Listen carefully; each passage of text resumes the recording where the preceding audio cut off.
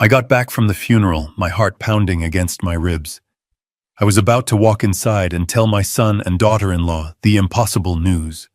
That my estranged father, a man I hadn't seen in 20 years, had left me 3 farms and a house by the sea. But I stopped at the door when I heard their voices and what they were planning for me. It froze my blood. Before I tell you what I heard and what I did next, do me a favor. Hit that like button and subscribe if you've ever felt underestimated by your own family. And let me know in the comments where you're watching from. I'd like to know who's listening to my story. My name is Walter Byrne. I'm 70 years old, and my hands were aching. I gripped the plastic steering wheel of my 2004 pickup truck so hard my knuckles had turned white. I'd been driving for 10 hours straight. 10 hours on the interstate, fueled by bitter gas station coffee and the stale, lingering scent of funeral home lilies that seemed stuck in my jacket. I was coming back from Wyoming, a place I hadn't seen in 2 decades. I was coming back from burying my father, Hector. Hector and we weren't close. He was a hard man, a man of few words, and most of them were sharp. He was a miner, a man who believed emotion was a weakness, and that a son's job was to listen, not to speak. When I married my Isla, he didn't approve. When I decided to work at the auto plant in Ohio instead of the mines, he called me soft. We hadn't spoken in years. When his lawyer called me, I almost didn't go. But Isla, God rest her soul, she always believed in forgiveness. Go, Walter. I could almost hear her whisper. He's still your father. So I went. I sat in the back of a cold, empty chapel. I listened to a preacher who clearly didn't know him talk about a man I didn't recognize. I was the only family there. Afterward, the lawyer, a young man named Harrison, pulled me aside. He handed me a thick envelope. I expected a bill for the funeral, maybe a final letter of disappointment. But it wasn't a bill. It was a will. I opened it right there in the parking lot, the Wyoming wind whipping my thin coat. I had to read it 3 times before the words made any sense. My father, my cold, silent father, hadn't left me debt. He hadn't left me an apology. He left me everything. He left me 3 farms, not little hobby farms, but sprawling tracts of land out in the high plains. And the lawyer Harrison had explained, his voice quiet. Mr. Byrne, these farms, they're currently leased for natural gas exploration. There's significant income. And that wasn't all. He left me a house I never knew he owned, a small place, the lawyer said, perched on a cliff in Maine overlooking the ocean. I clutched the envelope as I drove. The total value, Harrison had estimated it, $18 million. My mind couldn't hold the number. 18 million. For the last 8 months, my entire world had been worth nothing. When my Isla passed away from the pneumonia that took her in less than a week, my life ended. Our house had been in her name, a detail that never mattered when we were young and in love. But it mattered when she was gone. My son Ryan and his wife Jenna explained it to me gently, or maybe it wasn't gently. I can't remember. They explained that the house was now legally theirs, and they needed to sell it. They were struggling. So at 70 years old, I moved in with them. I wasn't a father anymore. I wasn't a husband. I was a tenant. I lived in their sunroom. It was a small room off the kitchen, all glass and wicker furniture, freezing in the winter and boiling in the summer. My bed was a pull-out sofa. My belongings were in 2 cardboard boxes tucked under the patio table they used for storage. I became a ghost in their home. I tried to stay small. I washed my own plate, folded my own blanket, but I knew I was a burden. I heard Jenna's sighs when I walked through the kitchen to use the bathroom. I saw Ryan wince when I asked if I could watch the evening news. They were good kids, I thought. They were just stressed. But now, holding this envelope, everything was going to change. My heart, which I thought had turned to stone, started to beat with a painful, unfamiliar hope. I wasn't a burden anymore. I wasn't a ghost. I could buy my own place. A small apartment, nothing fancy. I could have my own kitchen again, my own bed. And I could help them. I could help Ryan. I knew they were drowning in debt. I heard them whispering about the mortgage. This money. This miracle from a man I never understood. It wasn't just for me. It was for us. I pulled onto their street. Their modest suburban house looked exactly the same. The grass needed cutting. I parked my old truck at the curb, grabbed the envelope, and practically ran to the front door. I didn't even bother with my key. I knocked a huge, stupid grin on my face, ready to tell them, "It's okay. Everything is going to be okay." I was about to knock a second time when I heard Jenna's voice through the thin wood. It was sharp, annoyed. "Ryan, I'm telling you I can't take it anymore." I froze. My hand hovered over the door. "He just wanders around the house like a ghost," she said. Her voice was clear. "He's always there." "Jenna," Ryan's voice was tired. "He's my dad. He's grieving." "We're all grieving," she snapped. "But we have our own lives. His 71st birthday is next month. We'll tell him then. We have to." "Tell him what?" Ryan asked, but he sounded like he already knew. "That we found him a place. That Golden Meadows has an opening. It's clean. It's safe." I felt the blood drain from my face. Golden Meadows. I knew that name. It wasn't a nice assisted living facility. It was the state-run nursing home. The place you went when you had no money and no one. The place people went to die. "Jenna, that's..." Ryan stammered. That's a home." "It's what we can afford," she said. "He's a financial black hole, Ryan. He contributes nothing. He just sits in that sunroom costing us money we don't have. It's him or us. And I'm choosing us." My hand fell from the door. The envelope in my other hand suddenly felt like it weighed 1,000 pounds. They were planning to throw me away. The man they thought was a broke, useless old burden. A cold, hard feeling settled in my chest, replacing the hope I'd felt just moments before. They wanted to see how much of a burden I was. I'd show them. My hand kept resting on my jacket pocket. The cheap fabric was warm from my body heat, but the paper inside felt foreign. It felt heavy, heavier than just paper. It felt like a brick. I kept replaying the scene that had happened just an hour ago back in that dusty law office in Wyoming. Mr. Harrison. A young man looked like he was barely 30 sitting behind a desk that was probably older than both of us. He slid a thick envelope across the wood. "Mr. Byrne, I was your father's attorney for the last 5 years. He was specific. He left this for you." I expected a bill. I really did. I expected a bill for the cremation, or maybe a final angry letter, something to remind me one last time that I'd been a disappointment. I expected the deed to the half-acre burial plot I'd now have to pay taxes on. I hadn't opened it in the office. I just nodded, thanked the young man, and walked out into the biting wind. But I couldn't drive. I'd pulled the truck over onto the gravel shoulder of the highway, the engine idling, the endless prairie stretching out in front of me. My hands were shaking too hard. I ripped the envelope open. It wasn't a letter. It was a will. And it wasn't one page. It was 20. I read the first line. "I, Hector Byrne, leave all my worldly possessions to my only son, Walter Byrne." All his possessions. I almost laughed.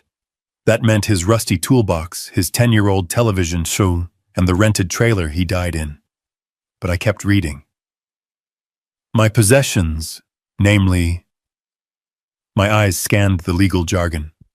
3 farms. Not 1. 3. I unfolded the plat map Harrison had included. Vast tracts of land. Acres and acres out in the high plains. I remembered that land vaguely. Hector used to drag me out there as a child trying to teach me about, I don't even know what. Rocks, dirt. I hated it. It was just useless, empty prairie. But Harrison's voice echoed in my head, a quiet comment he'd made as I was leaving. Mr. Byrne, that land isn't just land. It's currently leased to a natural gas exploration company. The mineral rights alone, they are substantial. And that wasn't all. I turned the page. My property located at 14 Lighthouse Road, Cutler, Maine. A house by the sea. I blinked. Hector hated the ocean. He told me once it was too much water all trying to kill you. I skipped past the rest, my fingers fumbling with the last page. It was an asset summary compiled by the lawyer's office. Total estimated value. My vision blurred. It looked like a typo. It had to be a typo. $18 million. 1. 8. Followed by 6 zeros. 18 million. I thought of the sunroom. I thought of Jenna's annoyed, quiet sighs when I got up in the middle of the night to use the bathroom, the floorboards creaking. I thought of Ryan, my son, my boy, nervously asking me last week if I could maybe chip in a little more for the electric bill, even though he knew my Social Security check was barely enough to cover my heart medication. This felt impossible. It felt like a prank, a cruel joke from beyond the grave. Hector was a minor. He lived in that rented trailer. He wore the same denim work shirts until the collars frayed to threads. Where did this come from? He must have saved every penny, invested it, lived like a pauper while sitting on a dragon's hoard of wealth. And he'd left it. To me.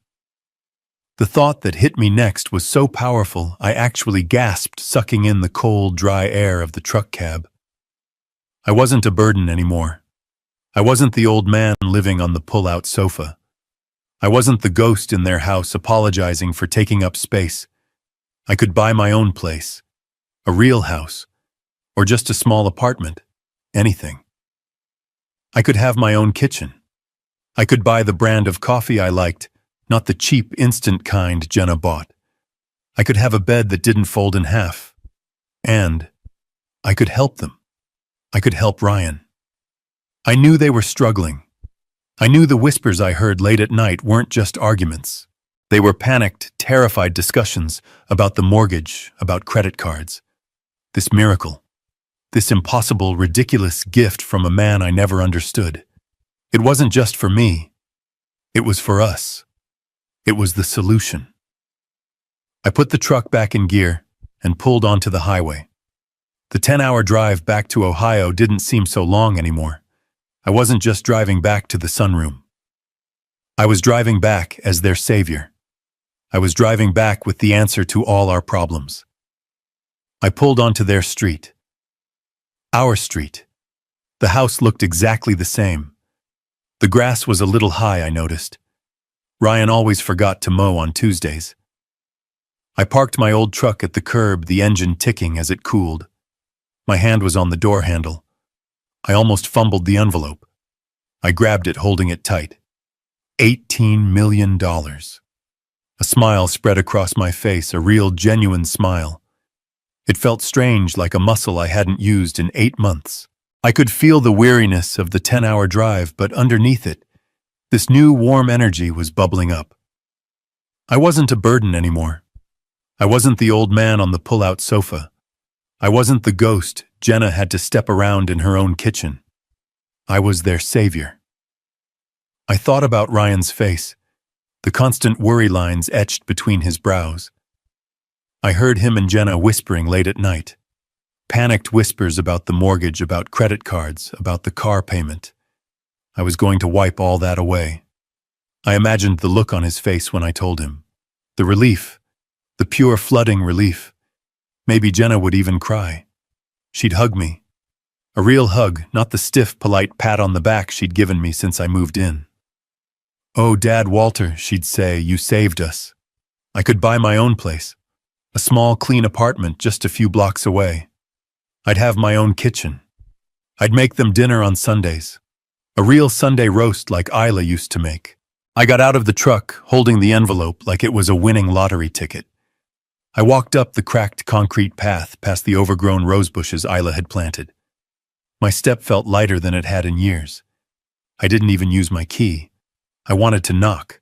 I wanted to see them open the door.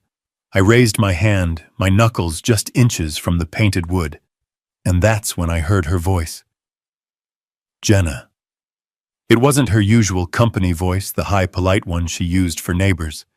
It was her real voice, the one I heard when she was on the phone with the credit card company.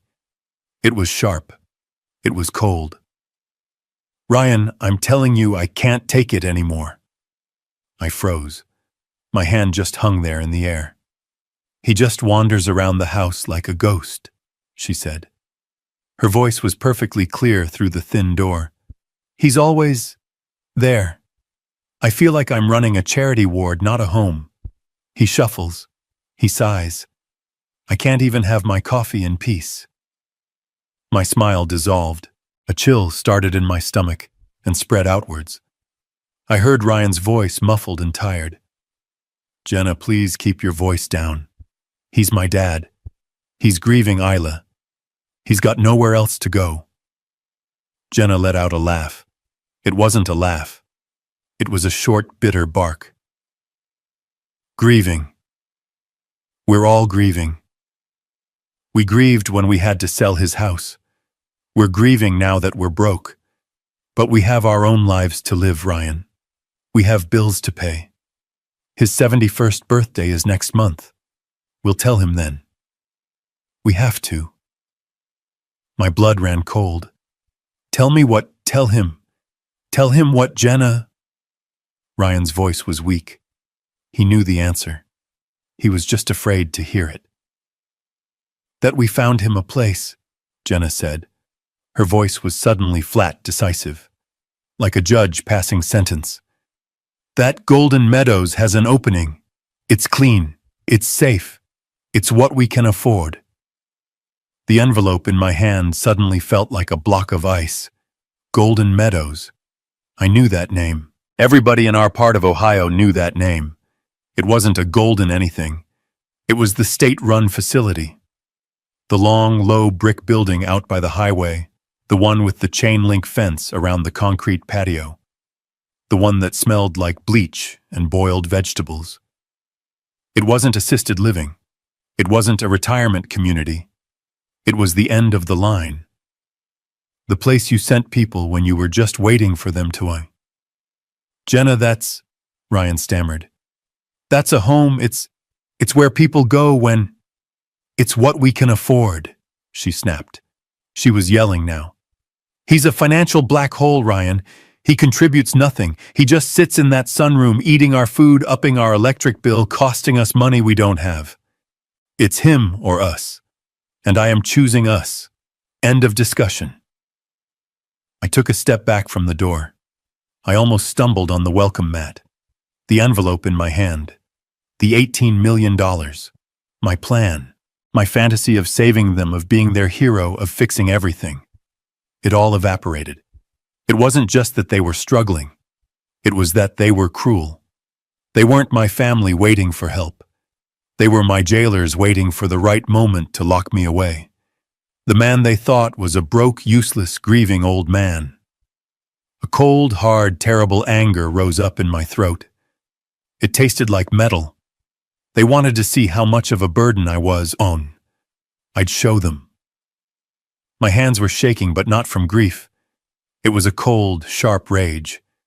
I looked at the thick envelope. $18 million. My ticket out. My revenge.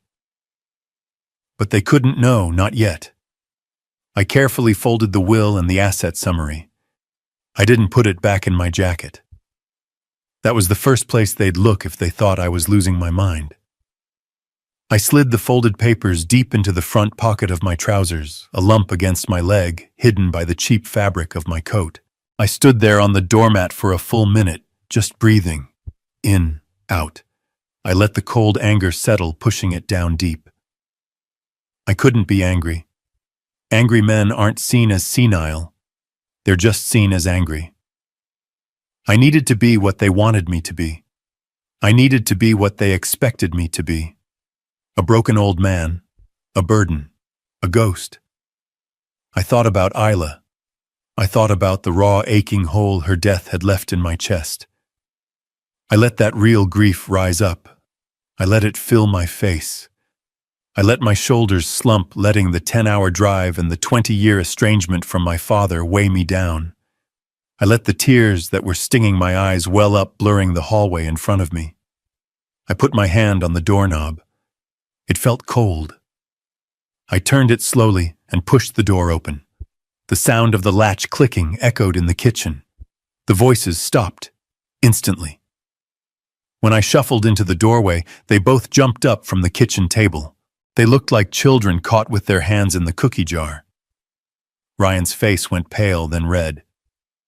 Jenna, she was a better actor. Her face immediately melted into a mask of pure, liquid concern. "Oh, Dad! Walter!" She rushed forward, her hands fluttering, not quite touching me. "You're back. My goodness, we didn't hear you drive up. We were just talking about what to make for dinner." She was lying right to my face. "Dad," Ryan said. His voice was strained. He couldn't look me in the eye. He was looking at my shoulder, at the wall behind me. "Hey, how was the drive? Was it bad?" I didn't answer. I just stood there, letting them take in the picture I was painting. The defeated old man home from a funeral with nothing. I let out a long, shaky sigh that came from a real place of pain. "Walter, Dad," Jenna pushed, her voice sickly sweet. "You look terrible. Just exhausted. Was the funeral awful?" I nodded slowly, shuffling past her to the kitchen table. The table where just moments ago they had signed my death warrant. I sat down heavily in my usual chair. It scraped against the linoleum. "It's over," I said. My voice was rough, quiet. "He's gone." "Oh, Dad, of course," Jenna said, sitting across from me, leaning in. Her eyes were bright. Too bright. She wasn't sad. She was vibrating. She was vibrating with anticipation. "We're so glad you're home," Ryan said, still standing awkwardly by the counter. Can I get you a glass of water, some coffee?" He was desperate to be helpful, desperate to do something, anything, to erase the words he'd just said, the words he thought I hadn't heard. I just shook my head. "No, I'm fine." I looked at my hands on their table, my old calloused hands, the hands that had fixed Ryan's bicycle chain 1,000 times, the hands that had walked him to school, the hands that had paid for this very table. Jenna couldn't wait any longer. I could see the greed crawling all over her face, disguised as polite inquiry. "Well, we're just glad it's over, Dad," she said, placing her smooth, manicured hand on the table just inches from mine. "I know this is hard, but did everything get sorted out with the estate?" Ryan flinched. "Jenna," he whispered, "he just got back. Give him a minute." "I'm just asking Ryan." She snapped her eyes, never leaving my face. "He's family. We're his family. We just want to know if everything is okay. Dad, the lawyer, did Hector leave anything?" There it was. The question. The real reason they were concerned. The real reason they'd offered me water. I looked up from my hands. I looked at Jenna's bright, hungry eyes. I looked at Ryan's guilty, weak face. I let the silence stretch. I let them wait for it. I let them hang on that one single burning question. I took a shaky breath, just like I'd practiced. I made my face crumple just a little. "Jenna, Ryan," I started. I'm afraid I have some bad news." Jenna leaned in. I could see the muscles in her jaw tighten. "Bad news, Dad. What What do you mean? I let my gaze fall to the kitchen table, to the coffee rings on the cheap placemat. I clasped my hands together, forcing them to look like they were trembling. The funeral. It was quick, I said, my voice quiet. Hardly anyone was there. Just me and the lawyer. I looked up, making sure to meet Ryan's nervous eyes first, then Jenna's intense, focused stare. It's the estate. The will. It's not what anyone thought. What does that mean? Jenna asked. Her voice lost its fake syrup sweetness. It was just sharp, impatient. It means, I said, faking a dry swallow, it means there's nothing. In fact, it's worse than nothing. Ryan frowned, finally speaking. Nothing, Dad. What about those farms? You said he had farms. He did, I said. I let my voice crack just a little, pulling on the real grief I felt for my wife, for my life, for the son I thought I had. He did. 3 of them, but it turns out they weren't worth anything. Just empty land. And he owed money on them. Owed money. Jenna repeated the words slowly. They sounded like poison in her mouth. He'd mortgaged them, I said.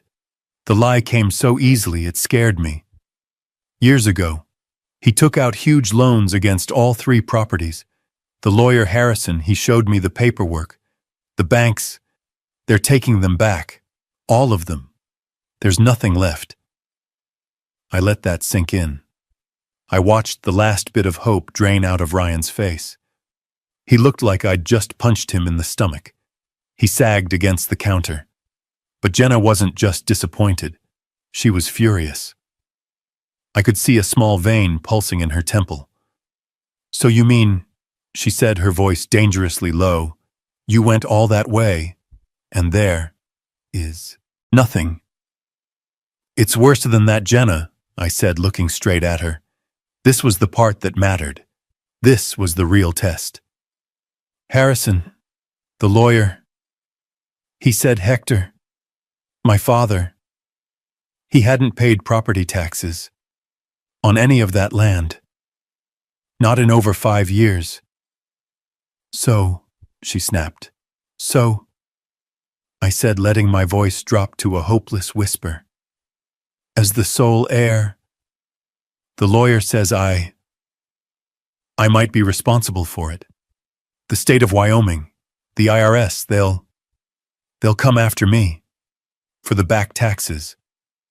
Harrison said, he said it could be tens of thousands of dollars. I watched the calculation happen behind her eyes, the quick, frantic math, the realization. The man sitting at her kitchen table was no longer just a neutral burden, a piece of old furniture to be stored in the sunroom. I was now a liability, a financial anchor. I was about to drag their already sinking ship, the ship I'd heard them worrying about late at night, straight to the bottom of the ocean. I looked down at the table, playing the part of the defeated, broken old man to perfection. Tens of thousands. I don't know what I'm going to do, my Social Security. It's not even... I let my voice trail off. The silence that filled the kitchen was absolute. It was so cold, it felt like the sunroom in January. I just waited. I waited for one of them. For Ryan. For my son. I waited for him to say, "Don't worry, Dad. We'll figure it out. We're a family." I waited for him to put his hand on my shoulder. I waited for just one shred of the boy. I had raised the boy who cried when he scraped his knee, the boy I taught to ride a bike. But the silence just stretched on. Ryan wouldn't look at me. He was staring at Jenna, his face pale, waiting for her permission, waiting for her to tell him what to do, and Jenna wasn't looking at me either. She was staring at the wall just past my head. Her face, that mask of fake sympathy, had gone completely blank. It was smooth, empty, terrifying. She didn't look concerned. She didn't look sad. She looked trapped. And she looked disgusted. Finally, she moved. She pushed her chair back from the table. The legs made a violent scraping shriek against the linoleum floor. It sounded like a scream. Debts. Her voice was quiet. Not a yell. It was a hiss. Ryan visibly flinched. Jenna, honey. Calm down. No. She stood up. Her hands were balled into tight white fists at her sides. She finally turned her gaze on me, and the mask was gone. There was no more Dad Walter. There was no more family. Her eyes were narrowed, her face white with a rage so pure it was almost impressive. Debts, she shouted, and the word exploded in the small kitchen. Are you kidding me? You're telling us you came back here with more debts? Jenna, stop, Ryan pleaded. He finally looked at me, his eyes wide with a different kind of panic. He just lost his father. I don't care, she wheeled on him. He's not your father. He's a leech, we took him in. We gave him a home, our home, we feed him. And now this, so, he's bringing the IRS down on our house. It's not… I don't know if they will, I stammered, holding on to my roll, the terrified old man. You're not just a burden anymore, old man, she spat the words at me. You're a risk, you're a black hole, you are going to take us down with you. She was breathing hard, her chest heaving. Jenna, please calm down. Ryan tried again, his voice weak. We'll talk about this. We'll figure something out. Right, Dad? We can call the lawyer, maybe? Call the lawyer with what money, Ryan? She laughed, that awful, bitter sound I'd heard through the door. With the money he doesn't have, with the money we don't have, no. No, I'm done. I am absolutely done. She turned her back rigid and stormed out of the kitchen. I heard her footsteps pound up the stairs. A second later, the bedroom door slammed shut. The vibration rattled the glasses in the kitchen cabinet. The trap was sprung, and the animal was caught. I looked at Ryan. He was still standing by the counter, his shoulders slumped. He looked like a balloon that had been popped, completely defeated. He wouldn't look at me. Ryan, I whispered. He just shook his head, not at me, but at the floor. I should go check on her, Dad. She's just upset. She doesn't mean it. But he knew she did. And I knew she did. He turned and walked out of the kitchen, dutifully following his wife. I was left alone at the table. The house was silent again. But this time I knew the truth. I slowly got up from the chair. I made sure to shuffle my feet just in case they were listening. I walked back to my cold sunroom. I closed the sliding glass door that separated me from the rest of the house. I sat on the edge of the pull-out sofa, the springs groaning under my weight. I felt the hard, thick lump of the envelope in my trousers pocket. $18 million. They had no idea. They had no idea what was coming for them. The slam of the bedroom door echoed through the house, and then silence. I sat there in the cold sunroom listening. The house had never felt so quiet. It wasn't the peaceful quiet that Isla and I used to share reading in the evenings. It was a heavy, suffocating silence, a silence full of anger and disappointment. My son didn't come to check on me. He didn't come to apologize for his wife's outburst. He just stayed upstairs, protecting her, choosing her. That night I slept in my coat. The pull-out sofa felt lumpier than usual, the springs digging into my back. But it wasn't the discomfort that kept me awake. It was the cold, hard knot in my stomach. The trap was set. My own family had walked right into it. Now I had to see how deep the rot went. The next morning I shuffled into the kitchen. Jenna was there pouring herself a cup of coffee. She was wearing expensive-looking yoga pants and a tight athletic top. Her hair pulled back in a perfect ponytail. She didn't look like someone who was worried about losing her house. She just looked annoyed. She didn't say good morning. She just glanced at me, her eyes flat and cold, and turned back to the coffee machine. I think I'll make some toast, I said, my voice quiet, playing the part. The bread's in the fridge, she said, not turning around. And don't use more than 2 slices. Ryan has to pack his lunch. I nodded, even though she couldn't see me. I got the bread.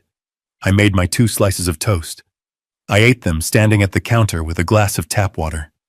She poured her coffee into a big mug, added a splash of expensive cream from a carton, and walked right past me into the living room as if I were a piece of furniture. A piece of furniture she disliked. I went to sit in the living room in the old armchair Isla and I had bought together. Jenna was on the sofa scrolling through her phone, one leg tucked under her. That's when I saw it. On the coffee table, placed just so, was a brochure, a glossy trifold pamphlet. My eyesight isn't what it used to be, but I could make out the words on the front. Golden Meadows. Underneath a picture of 2 smiling gray-haired people, a man and a woman playing checkers on a perfectly manicured lawn. It looked like heaven. It was the marketing for hell. My heart hammered. So soon. She wasn't even waiting for my birthday. She was starting the campaign now. I pretended not to see it clearly. I squinted. Jenna, what's that, dear? She looked up from her phone, her face a mask of perfect innocence. What's what, Walter? That paper, on the table. She glanced at it as if she was seeing it for the first time. Oh, that I don't know, just some mail that came. I think it's for, seniors. It looked nice. She smiled at me. A bright, fake, terrible smile. Just planning for the future, she said. She went back to her phone. The message was clear. This is your future. Get used to it. That night, the cruelty became less subtle. I was in the sunroom reading an old paperback I'd read a dozen times. I heard the sounds of dinner, the clinking of plates, the smell of... Was that steak? I hadn't smelled steak in this house in months. I waited. My stomach rumbled. I waited for Ryan or Jenna to call me. Dad, dinner. Nothing. I heard them talking. I heard their forks scraping their plates. I heard the TV in the living room, the volume turned up. An hour passed. The smells faded. Finally, around 8 o'clock, the sliding door to the sunroom opened. It was Ryan. He was holding a small plate. On it was a piece of steak, but it was mostly gristle, and a spoonful of cold mashed potatoes. Hey, Dad, he said, not meeting my eyes. Sorry we didn't call you. We just got to talking and, well, Jenna made enough. He handed me the plate. It felt like an insult. It was an insult. This was the scrap, the part they would have thrown in the trash or given to a dog. Thanks, son, I said, my voice meek. Yeah. Well. Good night, Dad. He slid the door shut, plunging the sunroom back into darkness, leaving me with my plate of cold scraps. It got worse. The next day, the portions were smaller still. Jenna made a big pot of chicken soup. She and Ryan had full bowls with big pieces of chicken and vegetables. My bowl, it was mostly broth. We're on a budget, Walter, she explained brightly as she watched me eat. With, your situation. We all have to tighten our belts. Every penny counts. She said it with a smile. But it was a warning.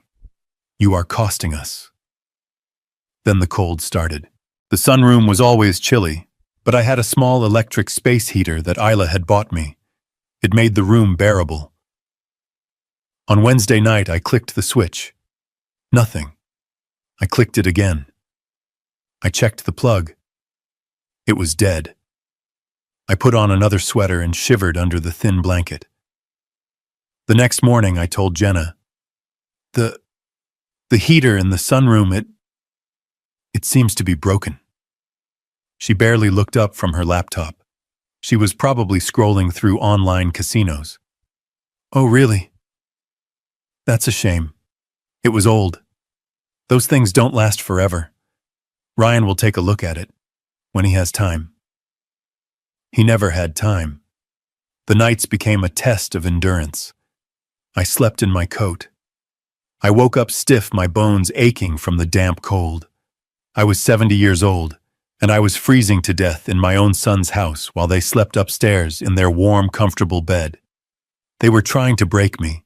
They were trying to make life so miserable, so physically uncomfortable, that when they offered me golden meadows again, I would beg to go. A week after I'd gotten back the final petty cruelty.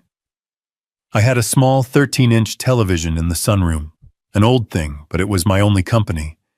I sat down one night aching from the cold and reached for the remote.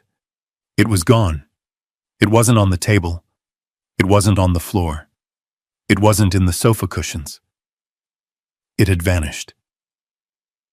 Jenna, I asked the next day, have you seen the remote for my TV? She frowned, tapping her chin in mock thought. The remote, no. Are you sure you didn't misplace it? You've been a little forgetful lately, Walter. There it was. Forgetful. The first shot fired in the war for my mind. I don't think so, I said. I always leave it right on the table. Well, it'll turn up, she said with a shrug. Or not. To be honest, the doctor says too much television isn't good for cognitive decline. You're probably better off resting. Just rest your eyes. I went back to my room. No heat. No television. Just me, my books, and the cold.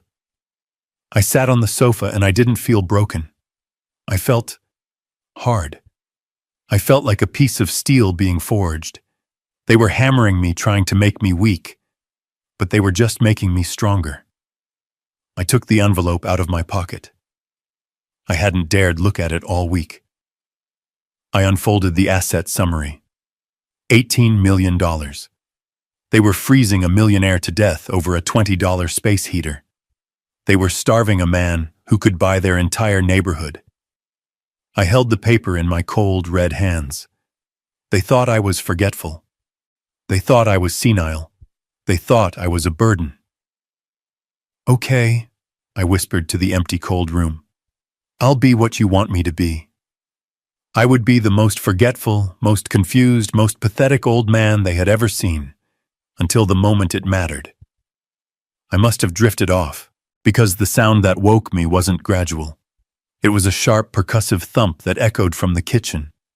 I snapped awake, my heart leaping into my throat. The sunroom was pitch black, the glass walls cold to the touch. I could see my own breath fogging in the air. My clock read 3:15 in the morning. I lay perfectly still, listening. Then I heard it again. Not a thump, a voice. Jenna's. She wasn't hissing, she wasn't whispering, she was sobbing. A raw, high-pitched, terrified sound. Ryan, you have to do something. You have to. They called again. They didn't just call the house, they called my cell. My skin went cold. I pushed myself off the agonizing springs of the sofa, my joints screaming in protest from the freezing air. I didn't bother with shoes. I crept barefoot across the icy tile floor to the sliding glass door that separated my prison from their home. The vertical blinds were cracked, just barely. I pressed my face close, my ear almost touching the glass. What do you want me to do, Jenna? Ryan's voice. I had never heard him sound like that. It wasn't weak. It wasn't tired. It was broken. It was the sound of a man who had nothing left. I gave you everything, he said, his voice cracking. I gave you the last of my 401k last month. You told me it was the last time. It's gone, Jenna. All of it. There is nothing left. It's not gone. I can win it back. She shrieked, but she choked the sound back into a desperate, strangled whisper. I was just on a bad streak. I know my system works. That last online site, it was rigged. I'm sure of it. If I can just make one more deposit, just another 1,000. My mind couldn't catch up. Online site, win it back. $1,000. Ryan laughed. It was the most terrible sound I'd ever heard. It was a laugh with no air, no humor. It was the sound of a dead man laughing. Jenna, are you insane? We don't have $1,000. We don't have 100. The collection agency, they called me yesterday. At my office. On my work phone, Jenna. My boss heard. Shh, keep your voice down, she hissed. You'll wake him. You'll wake your father. I don't care if he wakes up, Ryan roared, and I heard another thump, this time against the wall. What's he going to do? Put us in his will. He's got nothing. He came back with debts. Jenna debts. He's worse than useless. I flinched back from the glass, as if he had slapped me. My lie. My stupid perfect trap. It had worked better than I could have ever imagined. We were counting on that, Ryan. Jenna's voice was a desperate whine. You told me his father was old. You told me he had property.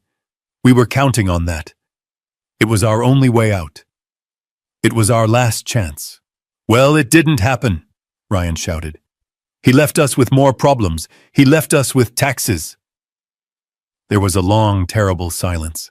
I heard Jenna just crying, deep gulping sobs. Then I heard Ryan's voice flat, dead. They're going to foreclose, aren't they? I stopped breathing.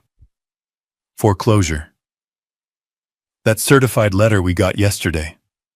Ryan continued, his voice monotone. The one you said was just junk mail. It wasn't junk mail, was it? It was the notice. The notice of foreclosure. We have 30 days, Jenna whispered.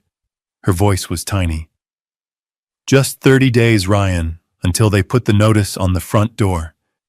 Everyone on the street. They'll know. You should have thought of that before you started online gambling again, Ryan yelled. I told you I could fix it. I was so close. You've been fixing it for 6 months, he roared. You fixed my retirement account. You fixed the kids' college fund that Isla left them. My mother's money, Jenna. You fixed us right into the ground. I backed away from the door. I sat back down on the freezing sofa, but I didn't feel the cold anymore. I felt nothing. Just a vast, empty roaring in my ears. It all made sense. It wasn't just me. It wasn't just that I was an old man in their way. They were desperate. They were drowning.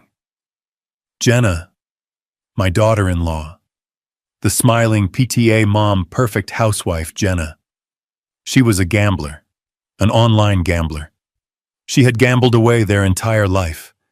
She had gambled away the money my wife Isla had so carefully set aside for her grandchildren. And Ryan, my son, my only boy, he hadn't stopped her. He had enabled her. He had fed her addiction with his own retirement, covered for her, lied for her, until there was nothing left. I suddenly understood everything. The brochures for Golden Meadows, the cold shoulders, the scraps of food. They hadn't just been mean, they had been waiting. They had been white-knuckling it for months, staring at the calendar, just waiting for my father Hector to die. They saw my trip to Wyoming as a payday. They saw my return as their salvation. They weren't just hoping I'd bring back a little extra cash to help out. They were praying for a windfall. They were counting on it as their last desperate final chance. And when I sat at that kitchen table, when I looked them in the eye and played my part, when I told them my beautiful, terrible lie, when I said that one simple word, debts, I hadn't just disappointed them. I had destroyed their last hope. I had been their final lottery ticket, and I had come up a loser. That was why the cruelty had started. The cold room, the lost remote, the scraps of food. It wasn't just to make me leave. It was punishment. It was their bitter, childish, desperate rage, because I had failed them. I had failed to be the rich old relative who could magically solve all their problems. I sat there in the pitch black of the sunroom, listening to my son and his wife sobbing together in the kitchen. They were no longer just cruel. They were cornered. And I knew with a terrifying absolute certainty that a cornered, drowning animal is the most dangerous thing in the world. They weren't just going to ask me to go to Golden Meadows. They were going to make me go. I sat there in the dark, the cold seeping up from the floorboards, but I didn't feel it. My blood had turned to ice. Foreclosure. Gambling. 30 days. The words echoed in my head louder than their fading sobs from the kitchen. It all slotted into place. The sudden coldness, the scraps of food, the stolen remote, the cognitive decline comment from Jenna. My skin crawled. That casual throwaway line. "You've been a little forgetful lately, Walter." It wasn't just a petty insult. It was a test. It was the first stone being laid on a path to Golden Meadows. But how do you force a man into a nursing home when he says no, you don't? Not unless he's forgetful. Not unless he's confused. Not unless he's legally declared incompetent. I stood up, my joints cracking in the cold. I started pacing the tiny room, 3 steps one way, 3 steps back. They were desperate. They weren't just cruel, they were cornered. A cornered animal doesn't just run, it bites. Jenna needed money. She needed it 30 days ago. She was furious that I hadn't brought home a windfall. But what if she started to think I was lying? What if she thought I did have money and I was just a senile old man hoarding it from them, or worse?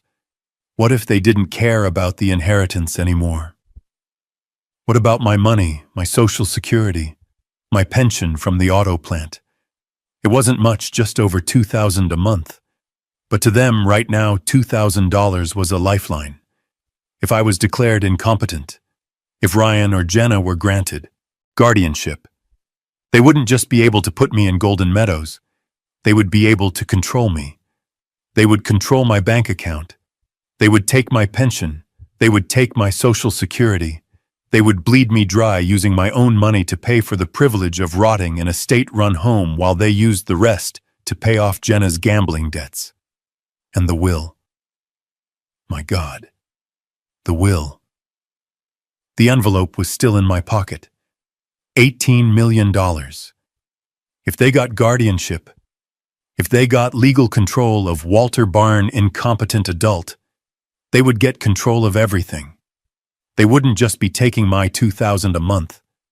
They would stumble backwards into the very fortune they thought they'd lost. Jenna's words came back to me. It's him or us, and I am choosing us. She meant it. She would sign any paper, tell any lie, find any crooked doctor to save her own skin. She was already stealing from her children's college fund money Isla had left. What would she do to a confused old man who was in her way? I had to move. I had to move now, before morning. I was alone in this. I couldn't call Ryan. He was weak. He was complicit. He had chosen his side. I had to protect myself. And I had to protect my father's legacy. I grabbed my old coat, pulling it on over my pajamas. I fumbled in the darkness for my old flip phone. It was on the wicker nightstand plugged into the charger. My fingers were numb from the cold, and I almost dropped it. I flipped it open. The screen lit up the tiny cold room with a pale blue glow. 3:30 a.m. I scrolled through my contacts. There were only 5 names. Isla home, Ryan cell, Jenna cell, my doctor, and the last number I had added. The lawyer, Harrison. He was in Wyoming. That meant it was only 1:30 a.m. his time. I didn't care. I didn't care if I woke him up. I didn't care if he was angry. This couldn't wait. I pressed the call button. I held the phone to my ear, my heart pounding so hard I thought it would burst. I prayed he would pick up. 1 ring, 2 rings, 3. Hello. A man's voice, sleepy, annoyed. "Mr. Harrison," I whispered, my voice trembling. "This is Walter Byron, Hector Byron's son. I'm sorry to call so late. I'm in trouble." I heard him sit up, the rustling of sheets. His voice was suddenly wide awake. "Walter, what's wrong? What kind of trouble?" I stood there in the freezing dark, the blue light of my phone illuminating my shaking hands, and I whispered the truth. They're trying to put me away," I said. "My son, my daughter-in-law, they're trying to declare me incompetent. They think I'm poor and in debt. I overheard them. They're desperate. And they don't know about the will. They don't know about the money. But if they get guardianship, they'll get everything." There was a sharp intake of breath on the other end of the line. "My God," Harrison said. His voice was low and serious. "Walter, listen to me. Listen to me very carefully. You are in immediate danger." "Walter, you are in a very bad spot," Harrison said. His voice was no longer sleepy. It was sharp, clear, and urgent. It was the voice of a man who understood risk. "This isn't a family squabble. This is a legal maneuver. If they file for an emergency guardianship hearing and claim you're a danger to yourself, or that you're forgetful, they could get a judge to grant them temporary control before you even get to speak." "Guardianship," I whispered the word. It sounded ugly. "That's what they do." "It's what I would do if I were them," Harrison said bluntly. "They think you're poor and in debt. They'll argue you're a burden, that you can't care for yourself, and that your debts prove you're mentally unfit to handle your own affairs. They'll claim they just want to protect you." Protect me. My blood ran hot again, chasing away the cold. Protect me by throwing me into a state-run facility. "What do I do?" I asked, pacing the 3 steps my room allowed. "I can't just walk out. I have nowhere to go, not yet." "You have $18 million, Walter," Harrison reminded me. "That's somewhere to go. But we have to be smart. We have to be fast. They can't know. If they get a court order, they could freeze your assets, including the inheritance." They don't know about it," I said. "They think I'm in debt. I lied to them." There was a pause on the line. I heard a quiet click like a pen. You lied to them?" Harrison asked. "I told them my father left me nothing but taxes. I had a feeling. I heard them before I even walked in the door. They were planning to get rid of me. I set a trap, and they walked right into it." The pause was longer this time. When Harrison spoke again, there was a new sound in his voice. It was respect. "Good God, Walter. That was brilliant and dangerous. But it buys us time. They're acting on the assumption you're worthless. We can use that." "They're acting fast," I whispered, glancing at the crack in the blinds. The kitchen was dark again. They must have gone back to bed satisfied with their night's work of terrorizing each other. "Jenna, my daughter-in-law, she's desperate. They're going to lose this house. She's a gambler." "Okay," Harrison said. "Okay. That makes it worse. She's not just cruel, she's an addict. She's unpredictable. We have to move now. Walter, what do you want to do?" I stopped pacing. I looked at my own faint reflection in the cold glass of the sunroom door. I saw the face of a scared 70-year-old man in a worn-out coat. But behind the fear, I felt something else. I felt Hector, my father. That hard, unbending mining town stubbornness. I wasn't just going to run. I was going to fight. "First," I said, and my voice didn't tremble, "I need money. Money they can't find. Money they can't touch. No matter what they do." "Okay," Harrison said. "We can liquidate some of the stocks your father held." "No," I cut him off. "Too slow. And it leaves a paper trail they might find. Sell one of the farms, sell the smallest one, the one out by the interstate. Harrison, I was there. I saw it. It's the least valuable, but it's the most accessible. Someone will buy it fast. Walter, to sell a piece of real estate like that, even a cash sale, it takes weeks, appraisals, titles. I don't care, I said. Sell it. Sell it cheap. Sell it today. I don't care if we lose a little. I need it done. Find one of those big land developers, one of those gas companies. Offer them a deal they can't refuse. I need liquidity. I'll take $4 million for it, even if it's worth $5 million. Harrison was quiet for a moment. I heard him typing on a keyboard. I might know someone, he said slowly. A ranching consortium that's been trying to buy that parcel for a year. Hector always refused. They might move fast if they think the price is right. $4.5 million.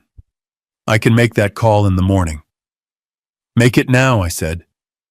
Walter, it's 1:30 in the morning. Then you wake him up. I said, my voice as hard as my father's. You tell him he has until noon tomorrow to wire the money or the deal is off. Tell him it's a family emergency. Another pause. Okay, Walter. I'll do it. I'll get the ball rolling. Where do I send the money? Not to me, I said. That's the second thing. And this is the most important part. I need you to set up a trust. One of those, what do you call them? Irrevocable ones. The kind that I can't even break. An irrevocable trust.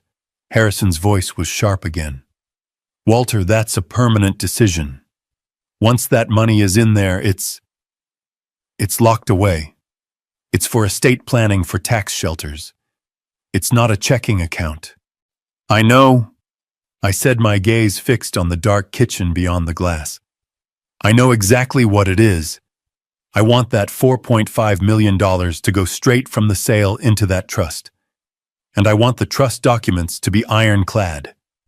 Only I can access the funds. Not my son, not my daughter-in-law, not a legal guardian, not a power of attorney. No one. Just me. Can you do that? Yes, Harrison said. Yes, I can draft that. It will make you the sole trustee and the sole beneficiary. It would be very difficult for anyone to pierce, even with a court order. They would have to prove you were incompetent at the time you signed the trust, not just now. And right now you sound sharper than anyone I've spoken to all week. Good, I said. Do it. Get the money. Lock it down. I don't want them to get their hands on a single penny of Hector Byron's money. I'm on it, Walter. I'll call the consortium contact right now. I'll call you back as soon as I have news. In the meantime, you be careful. Don't sign anything. Don't agree to anything. Don't go anywhere with them. Don't worry, I said, looking at my ghostly reflection in the glass. I'm just a confused old man. I'm just a burden. I wouldn't know how to sign my own name, would I? I ended the call. I stood in the freezing darkness. I was still a prisoner. I was still cold. But I wasn't a victim anymore. I was a man with a $4.5 million secret, and I was just getting started. I was still standing in the freezing dark, the cheap flip phone pressed hot against my ear. Harrison, I said, my voice just a whisper. There's one more thing. What is it, Walter? My daughter-in-law, Jenna Byrne, I overheard them. She's a gambler. Online, I think. She's the reason they're losing the house. She's the one driving this. Ryan, my son, he's just going along with it. Okay, Harrison said. His voice was pure business now. I need to know, I said, my throat tightening. I need to know everything. How bad is it? How much does she owe? Who does she owe it to? I heard her mention $220,000. I need to know if it's true. I need proof, Harrison. Ammunition. You're asking me to run a private investigation on your daughter-in-law, Walter. That's a different level. I'm asking you to protect your client's assets, I retorted, my voice suddenly sharp. This woman is trying to get guardianship of me. If she's this desperate, she won't stop. I need to know what I'm up against. I need to know exactly what kind of snake I'm living with. Can you do it? There was a short, sharp sigh on the other end. I have a firm I use in Cheyenne for background checks. They have affiliates everywhere. It'll cost money. I have $18 million, Harrison, I said. Find out. Find out everything. And fast. I'm on it, he said. I'll make the calls. The land sale, the trust, the investigation. Walter, stay safe. And stay quiet. Act the part. Don't worry, I said, looking at my ghostly reflection in the glass. I'm just a confused old man. I wouldn't know how to sign my own name, would I? I clicked the phone shut. The blue light died, plunging me back into the absolute darkness of the sunroom. My heart was a drum against my ribs. Wheels were turning. Wheels of finance, wheels of law, wheels of private investigation. Millions of dollars were about to move. Secrets were about to be unearthed. And I had to do nothing. I had to do worse than nothing. I had to become the man they wanted me to be. The next morning, I shuffled into the kitchen. Jenna was there, already dressed, her face hard and pale. She was banging cupboards. I'm looking for I said, patting my pockets, my face a mask of confusion. The bread. Jenna let out a sigh so loud it sounded like a tire deflating. She yanked open the refrigerator. It's where it always is, Walter. In the fridge. Are you even awake? Oh, yes. Silly me. I mumbled, fumbling for the bag, making sure to drop it once. She watched me, her arms crossed. Ryan and I were talking, she said, her voice sharp. We're very, very worried about you. About these debts. Debts? I asked, looking up, my eyes wide with fake panic. Oh, the taxes. Yes, it's a lot. I don't know what to do. That's just it, she said, moving in. This was the opening. You don't know what to do. You're overwhelmed. You're forgetting things. You're not capable of handling this, Walter. You need help. I'm just tired, I stammered, shuffling away from her, clutching my 2 slices of bread like a shield. I'm just tired from the trip. I made a point of being visible in my confusion. I sat in the living room in Isla's old armchair and just stared. I stared at the blank television screen, the one I had no remote for. When Ryan came home from work, he found me sitting there in the dusk, the room dark around me. Dad? He asked, his voice hesitant. Are you okay? Why are you sitting in the dark? I blinked as if waking from a deep fog.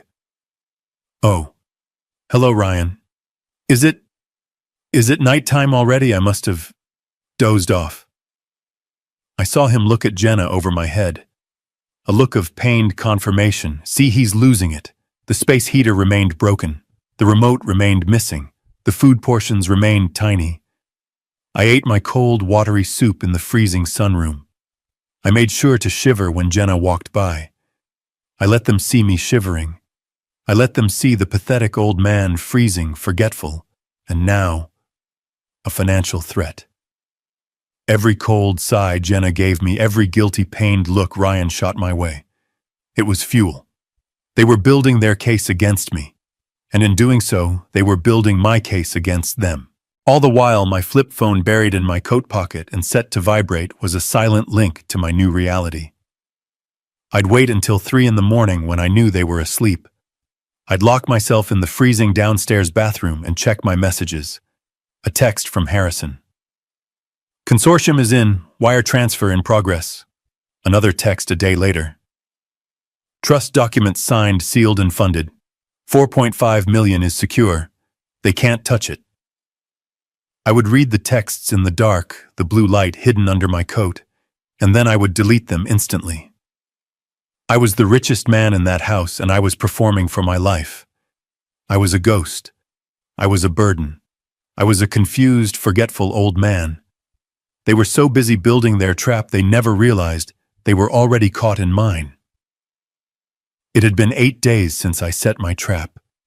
8 days of being the man they wanted me to be. I shivered constantly in the sunroom wearing my coat indoors. I ate the scraps they gave me without complaint. Watery soup. The heels of the bread. Once Jenna forgot to give me dinner entirely, and I just sat in my cold room, my stomach growling, and I did not ask for anything. I let them see me shivering. I let them see me shuffling my feet. I lost my socks. I forgot Ryan's name twice, calling him son, as if I couldn't place him. I let them see me standing at the glass door, staring into the backyard for 20 minutes, just staring. Every time I would see Ryan look at Jenna out of the corner of his eye. His face was a mask of guilt and pain. He was being torn apart. Jenna, though, she was different. She wasn't guilty. She was impatient. The foreclosure date was getting closer. They had 22 days left. The polite fiction was over. The cruelty was now routine. It happened on a Tuesday night. I was in my chair in the sunroom pretending to read an old newspaper from a week ago, holding it upside down. I was hoping one of them would notice. Jenna did. I saw her walk by the door, glance at the paper, and then smirk at Ryan. They came in together. A united front. My heart started to pound. This was it. "Dad," Ryan started. His voice was heavy, like he was about to put down a sick dog. Jenna pushed past him. Her voice was the one that scared me. It wasn't angry anymore. It was gentle. It was the voice of a spider talking to a fly. "Walter," she said, kneeling in front of my chair. Ryan stood behind her, his hands jammed in his pockets, staring at the ceiling. "Walter, honey, Ryan and I, we are so worried about you." I blinked, widening my eyes, trying to look as confused and frail as possible. "Worried? Why, I'm all right. Just a little cold in here." Jenna put her smooth, warm hand on my cold, bony one. Her manicure was perfect. It took all my strength not to pull my hand away. "No, you're not all right, sweetheart," she cooed. "You're not eating. You're forgetting things. You lost the remote, remember, and you were sitting in the dark all last night. That's not healthy." I was just resting my eyes," I mumbled, looking down. We know," she said, her voice dripping with fake sympathy. "You're just overwhelmed. You're grieving Isla. And now these awful debts. It's just too much for one person to handle. Ryan and I, we've been talking, and we love you so much. We just want to help you get better." "Better?" I repeated the word as if I didn't understand it. "Yes," Ryan chimed in. His voice cracked. He was a terrible actor. We found someone, Dad. A doctor. He's a friend of Jenna's family." My heart hammered. Here it was. The final move. Jenna squeezed my hand. "His name is Dr. Smith. He's a specialist in senior health. He helps people who are feeling overwhelmed just like you. He's wonderful. We told him all about your situation." You told him about me?" "Yes," Jenna said, her smile bright and tight. "And he's agreed to come by just as a favor to us. Just to talk to you. He'll be here tomorrow morning, 10 a.m. Isn't that wonderful? He's going to help us make a plan for your care." A plan for my care. Golden Meadows. Dr. Smith. I knew that name. My mind, which they thought was failing, raced back. Smith. Smith. Greg Smith. The man I'd seen at their 4th of July barbecue 2 years ago. The one drinking a beer and laughing too loudly about his golf game. He wasn't a geriatric specialist. He was a psychologist. They weren't bringing a doctor to check my blood pressure. They were bringing a specialist to sign a piece of paper. A paper that said Walter Byrne was confused, disoriented, forgetful, incapable of managing his own affairs. A paper that would be attached to an emergency guardianship petition they would file at the courthouse by noon. By tomorrow at this time, I wouldn't be Walter Byrne anymore. I'd be a ward of my son, a piggy bank for my daughter-in-law. They'd have access to my pension, my social security, and then, oh my God, then they would file the paperwork. They would get access to everything. They would find out about the inheritance. Jenna wouldn't just be paying off her debts. She would be hitting the biggest jackpot of her life. I had to play this perfectly. I let my bottom lip tremble. I looked at Jenna, my eyes wide with fake childlike terror. A doctor or... I don't need a doctor. I'm just tired, Jenna. I'm just cold. Shh, it's okay, she cooed, patting my hand as if I were a frightened dog. It's not a real doctor visit. It's just a conversation. He's just going to ask you a few questions to see how your memory is. It's just a formality for insurance. Lies, piled on top of lies. I don't want to, I whispered, trying to pull my hand away, making my protest weak. Now, Walter, don't be difficult. Her voice hardened just for a second, the steel underneath the velvet. It smoothed out again. We're doing this for you, because we love you. 10 a.m. tomorrow. You just be right here in this chair, ready to talk. Okay. I slumped back into the armchair. I let my head fall. I nodded weakly, a single defeated gesture. Okay, Jenna. If you think it's best. We do, she said. She stood up, her mission accomplished. Good. Now you get some rest. It's a big day tomorrow. She and Ryan left the sunroom. They slid the glass door shut, and then I heard the quiet metallic click of the latch, the lock. They had locked me in, just in case the confused old man decided to go for a wander before the doctor could arrive. I sat in the dark. The final trap was set. The evaluation was in less than 15 hours. I waited until I heard their footsteps go upstairs. Then I pulled out my phone. It was time to call Harrison. I sat there in the dark. The click of that lock echoed in the tiny room. It was a small metallic sound, but it felt as final as a jail cell door slamming shut. I was 70 years old, locked in a glass box in my own son's house. I looked at my cheap flip phone, the screen glowing. 3:35 a.m. I had about 6 hours until Dr. Smith arrived. 6 hours until Jenna and Ryan made their final move to have me declared incompetent. My thumb hovered over Harrison's name. I had to wait. I couldn't risk calling him again.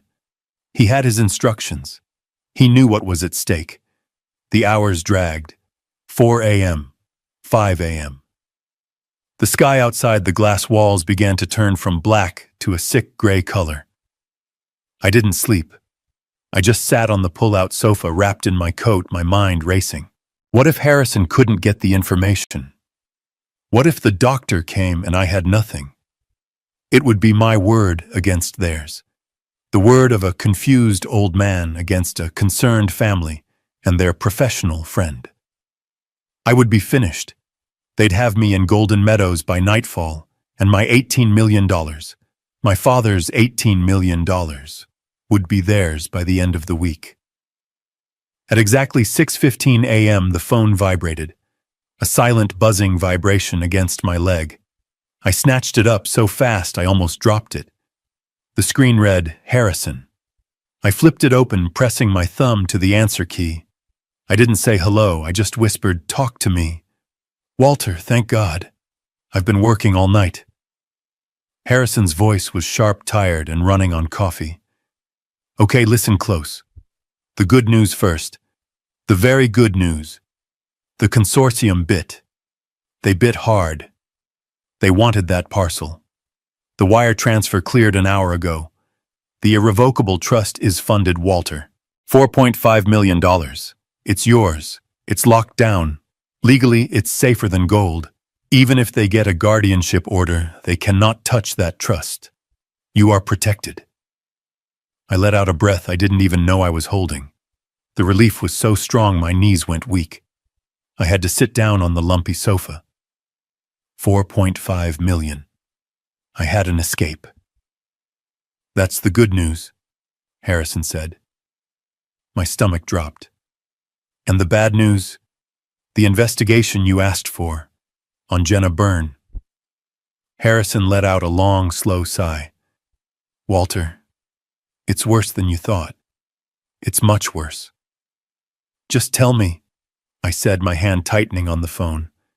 The team I hired, they're good. They pulled her credit, her online activity, public records. You were right about the gambling. It's not just a little habit, Walter. It's a full-blown addiction. The $220,000 you overheard, that's just the tip of the iceberg. I closed my eyes. It's not just online casinos, Harrison continued, his voice grim. It's markers, online sports betting, high-interest payday loans. She's been taking them out against Ryan's salary. My people think she's been forging his signature on digital loan applications for months. Forging signatures. My God. But that's not the worst part, Walter. How? I whispered. How can it possibly be worse than that? The house, Harrison said. The house you're sitting in right now. Ryan and Jenna, they're not just behind on the mortgage. What do you mean? I mean, Jenna took out a second mortgage on the property 6 months ago for $50,000. She did it secretly. Ryan didn't co-sign. The investigators are almost certain she forged his signature on those documents, too. My mind was spinning. The house Isla and I had helped them buy. She bet it all, Walter, Harrison said quietly. She lost the entire $50,000 in one weekend, and she has not made a single payment on that second mortgage. Not one. So, the foreclosure, I said. The 30 days I heard them talking about. That's the problem, Walter, Harrison said. The 30 days. That was last week. The bank's grace period is over. The house, it's not going to be foreclosed. It is foreclosed. The bank already owns it. The auction, it's scheduled for this Friday. In 3 days. 3 days. I looked around the glass walls of my prison. This house, it was already gone. Ryan, I whispered, does he know? Does he know about the second mortgage? Our guy doesn't think so, Harrison said. He knows about the gambling. He knows about the debt. But he thinks they're just late on the first mortgage. He has no idea she leveraged the entire roof over his head. He has no idea that in 72 hours the bank is going to kick them, and you, to the curb. I finally understood. Jenna's panic, her desperation, the doctor. This wasn't just a plan to get rid of me. This wasn't just a plan to get my pension. This was a last-ditch, frantic Hail Mary pass. She wasn't trying to get money. She was trying to replace the money she had stolen. She was hoping to get guardianship, find some assets, any assets, maybe the non-existent inheritance she thought I was hiding, and use it to plug the gaping, bleeding wound of their finances before Ryan found out she hadn't just bankrupted them. She had made them homeless. The doctor wasn't just her key to Golden Meadows. He was her key to survival. Walter, Harrison said, pulling me back. Walter, are you there? I'm here, I said. My voice was perfectly calm. The rage was gone. The fear was gone. All that was left was a cold, perfect, terrible clarity. What time is it in Wyoming, Harrison? 6:30 a.m. Why? I need you to do one more thing. I need you to call that consortium back, the one that just bought the farm. What, why? I need you to buy something for me, here, in Ohio. Buy what? A house, I said, or more specifically, a mortgage. I looked through the glass door into the dark, quiet kitchen. I need you to find out which bank holds the note on this property, I said. Both notes, the first and the second mortgage, and I want you to buy them. I want you to buy my son's debt, today. The doorbell rang at exactly 10 o'clock in the morning. I heard it from the living room armchair. Jenna and Ryan had moved me there an hour earlier, guiding me by the elbows as if I were a piece of antique china that might shatter. Let's get you settled in the comfortable chair, Walter. Jenna had chirped, her voice sickeningly bright. It's warmer out here. We have a visitor coming and we want you to be comfortable. She fluffed a pillow behind my back. Her hands smelled like expensive floral lotion. I just slumped into the chair, letting my head hang, playing the part of the frail, defeated old man. Ryan stood by the fireplace, his face pale and slick with a thin layer of sweat. He looked like a man walking to his own execution.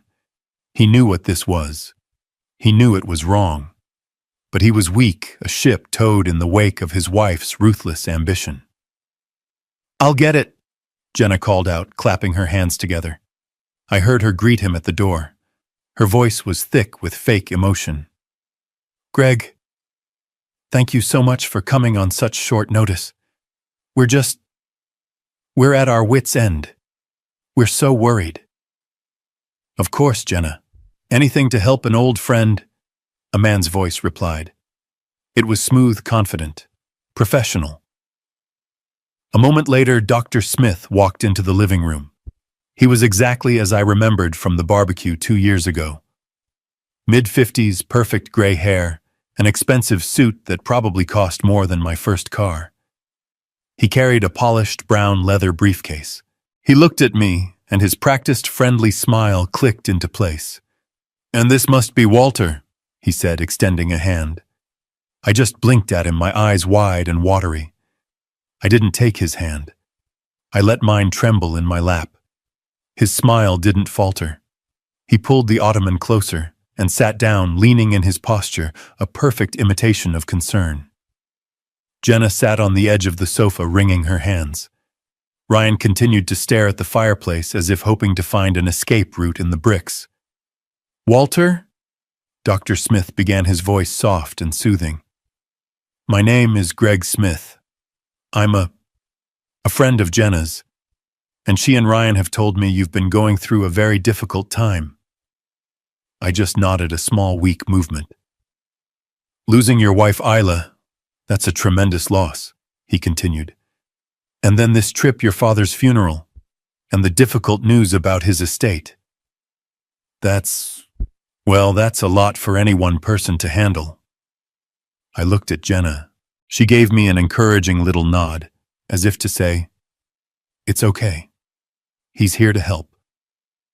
Jenna tells me, the doctor went on, that you've been, a little forgetful lately. Is that right? Sometimes feeling confused, maybe misplacing things. I could see the script laid out in front of me. He would ask me a few simple questions. What's the date? Who is the president? Where are you? I would answer them, and then he would twist it. He would say, your family says you're confused and you seem agitated. You're denying your symptoms, which is a symptom in itself. It was the perfect airtight trap. Jenna jumped in. It's okay, Walter. Just tell the doctor. Tell him about the remote. Remember how you couldn't find the remote control and how you lost your socks. I looked at the doctor. His eyes were kind, but his smile was a lie. This was my moment. This was the moment it all turned. I took a slow, deep breath. The performance was over. The slumped, frail old man disappeared. I sat up straight in the armchair. My spine felt like steel. I looked Dr. Greg Smith directly in his practiced lying eyes. My voice, when it came out, was not the weak whisper of a confused man. It was the voice of a 70-year-old who had run a factory floor for 40 years. It was cold, it was clear, and it did not tremble. "You can go now, doctor." The smile on Smith's face faltered. It didn't fall. It just stuck. I beg your pardon." Jenna's face tightened. The fake concern vanished. "Walter, don't be rude. This is Dr. Smith. He's here to help." "No," I said, my gaze still locked on the doctor. "He's not. He's here to sign a piece of paper. He's here to commit perjury. He's here to help you steal my pension and my Social Security." Smith's face went from pale to a blotchy red. "Now see here, Mr. Byrne. That is a very serious accusation. It's a serious crime," I said. "I know who you are, Greg. I remember you from the barbecue. You're a family psychologist, not a geriatric specialist. And I am not your patient, so I'll say it again. You can leave my house." My house?" Jenna stammered, shooting to her feet. Ryan finally turned from the fireplace, his face a mask of pure white-hot panic. "Dad, what are you doing?" "This is my house, Walter," Jenna shrieked, her voice cracking. "And you are. You're confused. This is exactly what we were talking about. You're paranoid. You're having an episode. Am I?" I turned my gaze on her. The cold anger I had held back for 8 days finally washed over me. "Am I paranoid, Jenna? Or do I just have good hearing? Am I paranoid to know that you were planning to put me in Golden Meadows?" The room just stopped. The name. I had said the name. The words hung in the air like a death sentence. Jenna's mouth opened, and a little "oh" sound came out. She looked at Ryan, her eyes wide with animal panic. This wasn't in her script. Ryan looked like he was going to be sick. He stumbled forward. "Dad, you heard us." "Every word," I said, my voice like gravel. "Through the front door. He's a financial black hole. Golden Meadows. It's him or us. Every single word." Dr. Smith didn't need any more. He saw the trap he'd just walked into. He snapped his briefcase shut. I think I'm in the wrong place. This is a private family matter. I should be going." "Yes," I said. "You should." He didn't walk to the door. He fled. We heard the front door open and slam shut.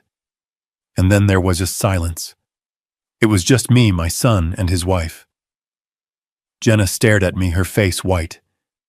You spied on us," she whispered. "No," I said. "I listened. And then for 8 days, I watched." You pretended," she shrieked, her rage coming back. "All week you sat there, pretending to be sick, pretending to be confused." "I didn't have to pretend very hard, did I?" I said. I stood up from the armchair. I suddenly felt stronger than I had in years. "You made it easy. The cold room, the stolen remote, the scraps of food. You locked me in last night, Jenna." Ryan's head snapped toward her. "What, Jenna?" "You locked him in. It was for his own good," she screamed. "He's clearly not well. He's senile. He's lying. He's making it all up." "Am I lying, Jenna?" I took a step toward her. "Am I lying about Golden Meadows?" She flinched. She actually took a step back. "You did all this," I said, my voice quiet again. "You were willing to destroy my life. You were willing to throw me in a hole to die. All because you thought I was poor. Because you thought I was a burden. You are," she spat, her composure gone. You're a leech. You came here with nothing but debts. That, I said, that is where you are wrong. That, I said. My voice was suddenly calm, and the calmness of it seemed to startle her more than if I had yelled. She stopped, her mouth still open, breathing hard. That is where you are wrong, Jenna. What? What did you say? I said you're wrong, I repeated. And that's why I lied. Ryan, who had been frozen by the fireplace, finally looked at me. Lied. Dad. What lie? I looked at Jenna. I watched her pupils, already wide with anger, narrow into confused slits. My father, Hector, he didn't leave me any debts, I said. I let the words land one by one like stones dropping into a deep, dark well. He didn't leave me taxes. He didn't leave me nothing. Then, what? Ryan stammered, taking a half step forward. Then what did he leave you? I held Jenna's gaze. I didn't look away. He left me $18 million. Silence. The word just hung in the air of the messy living room. $18 million. It wasn't a sound. It was a physical object. It sucked all the air out of the room. Ryan's mouth opened a little O of disbelief. He just stared. He looked from me to Jenna and back to me as if he was sure he'd misheard, as if his senile old father had finally completely lost his mind. Jenna's face. It was a painting of disbelief. The rage just froze. It solidified on her features, her face a white contorted mask. What? What did you just say? She whispered. The word was hollow. 18 million. I repeated, my voice flat. I was tired of playing a part. I was just tired. 3 farms in Wyoming with active natural gas leases, and a house on the ocean in Maine. The lawyer's estimate is 18 million. Jenna's hand, which had been clenched into a fist, slowly uncurled. She looked at her own hand, then back at me. She wasn't processing it. I could see the gears in her head turning, trying to make the two realities fit. The leech in the sunroom. The 18 million. They didn't go together. It was a system error. You're lying, she said. It wasn't an accusation. It was a plea. You're confused. You read it wrong. You're senile. I'm not confused, Jenna, I said. I'm not senile, and I'm not lying. And then it happened. The mask of rage and disbelief didn't just fade. It shattered. It was like a dam breaking. A sound tore out of her throat. It wasn't a word. It was a high-pitched, strangled scream of joy. Ha! Ha! Ha! Her face, which had been paper white, flooded with a blotchy red color. 18 million? She shrieked the number, and it was a sound of pure, unadulterated, terrifying victory. Ryan! She screamed, spinning so fast she almost fell. She grabbed her husband's arms. Ryan, did you hear him? Did you hear him? 18 million, 18. Jenna, don't. Ryan stammered, his face still numb with shock. He couldn't keep up with her emotional whiplash. Oh, Dad! Jenna flew at me. Before I could so much as raise my hands, her arms were locked around my neck in a hug so tight, it was suffocating. I could smell the floral lotion from her hands, the hairspray from her perfect ponytail. You were joking, she cried, her voice muffled in the shoulder of my old worn-out coat. Oh, you were just joking. You terrible, wonderful, terrible old man, a joke. That's what it was. The debts, the taxes. You were playing a joke on us. She pulled back, her hands gripping my shoulders. Her face was a terrifying picture of happiness. Tears streamed down her cheeks, washing away her mascara. But her eyes were dancing. They were bright, hard, and calculating. We're rich, Ryan, we're rich, she yelled, looking back at him over her shoulder. Then she turned back to me, her smile so wide it looked painful. Her grip on my arms was bruising. "Oh, Dad, we're so sorry. You must have been so upset thinking we believed you. We were just playing along with your little joke, weren't we?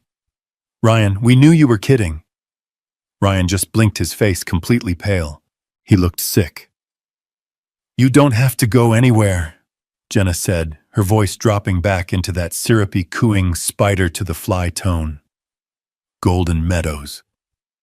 What a silly, horrible idea. Why would you ever go there? We'll take care of you. We'll take care of everything. Right here we can. We can build an addition, a whole new wing on the house. We can knock out the kitchen wall. We'll build you your own apartment with its own kitchen and a new heater, a state-of-the-art heater. Whatever you want, Dad. Whatever your heart desires." She pulled me into another crushing hug. I just stood there, a 70-year-old man, in a cold house being held by a woman who 5 minutes ago had called me a leech. Her arms were locked around me. It wasn't a hug of love. It wasn't even a hug of relief. It was a hug of possession. It was the hug of a parasite that had just attached itself to a new, healthy, and very, very rich host. I looked over her shoulder at my son. He was watching his wife. And he wasn't celebrating. He was watching her. And he looked horrified. He was seeing her, maybe just maybe, for the very first time. He was seeing the same monster I was. I let her hug me. I let her dig her fingers into the shoulders of my old coat. I let her shriek with that terrifying giddy joy right next to my ear. "An apartment for you, Dad. A new car. We'll go on a cruise, whatever you want." My hands, which had been hanging limp at my sides, came up. I didn't push her. Not hard. I just placed my palms flat on her shoulders and unclamped her arms from my neck. I created space. I pushed her back just enough to see her face. Her laughter died in her throat. Her manic, tear-stained smile froze. The joy in her eyes flickered, instantly replaced by a sharp animal confusion. "Dad, what's wrong?" she stammered. I'm just happy. We're happy you were just joking." "Happy," I repeated. The word tasted like poison. "Is that what this is, Jenna, happiness?" I looked at her, and for the first time she saw the real me. Not the senile old man. Not the burden, not the ghost. She saw the 70-year-old man who had seen through her. "Or is it just relief?" I asked. What are you talking about? $18 million, I said, my voice quiet, cutting right through her excitement. "It's a lot of money. It's a miracle, isn't it? But I have to ask." I paused just for a second, letting her panic build. "Is it enough?" "Enough?" she repeated, her voice suddenly small. "Enough for what? It's 18 million. Is it enough?" I said, "to pay off the $220,000. The words just hung there. If 18 million had sucked the air out of the room, 220,000 brought the frost. Jenna's face didn't just go pale. It went white. A waxy, bloodless, terrible white. She looked like a store mannequin. Ryan made a sound. A small, gulping, choking sound like he'd been punched. His eyes, which had been locked on his wife with a look of dawning horror, flew to me. "Dad," he whispered. His voice was shaking. What did you just say? 200? What?" I didn't look at my son, not yet. I kept my eyes locked on Jenna. "You heard me," I said. $220,000. That's a lot of online sports betting, Jenna. That's a lot of digital poker tables. Must be hard keeping that a secret." I, Jenna stammered. She took a step back, her hand flying to her mouth. She looked at Ryan, her eyes wide with a terror that had nothing to do with me. He's lying," He's confused. He's senile. He's making it all up. Ryan, he's just saying numbers. Am I? I asked. Am I making up the online loan applications? The ones you forged his signature on? Am I making up the payday loans? The markers? Am I making up the collection agency that's been calling his office? Jenna, Ryan said. His voice wasn't a whisper anymore. It was low. It was deep. It was dangerous. Jenna, what is he talking about? He's lying! She shrieked, backing away from me toward the kitchen. He's an old bitter man, and he's trying to turn you against me. He's talking about the foreclosure, isn't he, Jenna? I said. That was the word. That was the kill shot. Ryan just crumbled. Foreclosure, he repeated. He stumbled forward away from the fireplace, his gaze unfocused. No, we're just late. That's what you said. You said we were 30 days late, that we could catch up. You said you just needed... She lied, son, I said. My voice was gentle now. I finally turned to him. His face was breaking apart. She didn't just get behind. She took out a second mortgage, 6 months ago, for $50,000. She forged your name, Ryan, and she lost it all, in one weekend. No, Ryan whispered, shaking his head. The auction is this Friday, son, I said. In 3 days, this house is gone. That's what the 30 days meant. That's why she was so desperate to get me declared incompetent. She wasn't just after my pension. She was hoping I had something, anything, to plug the hole before you found out she hadn't just bankrupted you. I paused. She had made you homeless. Ryan sank to his knees. He didn't yell. He didn't make a sound. He just dropped. He put his hands on his head, his fingers digging into his hair, and he just knelt on the cheap living room carpet, his body rocking back and forth. No, he whispered to the floor. No. Jenna, you didn't. You promised. You promised me you stopped. You promised. My mother's. The kids' college fund. Jenna was backed against the kitchen counter, her eyes darting between me and the broken man on the floor. The trap was closed. She was caught. And then she exploded. The panic, the lies, the terror, it all erupted into pure white-hot rage. So what? She screamed, her voice cracking. So what if I did? You didn't give me a choice, you and your useless father living here sucking us dry. I had to do something. I could have won it back. I was so close, I just needed more time. My God, Ryan whispered, looking up at the woman he'd married. It's his fault, she shrieked, and she pointed at me. Her finger was shaking. He did this. He came back with his debts, his lies, and he ruined everything. She was a cornered animal, spitting and clawing at the men who had trapped her. Ryan just stayed on the floor. He had finally seen it. The truth. The truth that I was the only one in the room who hadn't been lying to him. The truth that his wife hadn't just made a mistake. She had destroyed them. The fight drained out of her. The realization of what she had lost, of what she had almost had in her grasp, hit her. $18 million. She slid down the wall, her legs giving out, and she just sat on the floor, surrounded by her fake, perfect, foreclosed life. She put her head in her hands and began to cry. Not the angry sobs, not the hysterical shrieks. This was the quiet, hopeless sound of absolute final defeat. Ryan just stood there, his bloody hand at his side, staring at the woman on the floor. The war was over, and everyone had lost. I let the silence sit for a full minute. I let them sit in the ruins they had made. Then I cleared my throat. They both flinched. I think they had forgotten I was still there. Well, I said, now that we're all being honest. Jenna looked up, her face a mess of ruined makeup and tears. What do you... Want, she whispered. What I want, I said, is to go to a home where I'm not freezing to death. What I want is to not be called a leech by the woman who has been gambling away my son's future. What I want is to know why my son,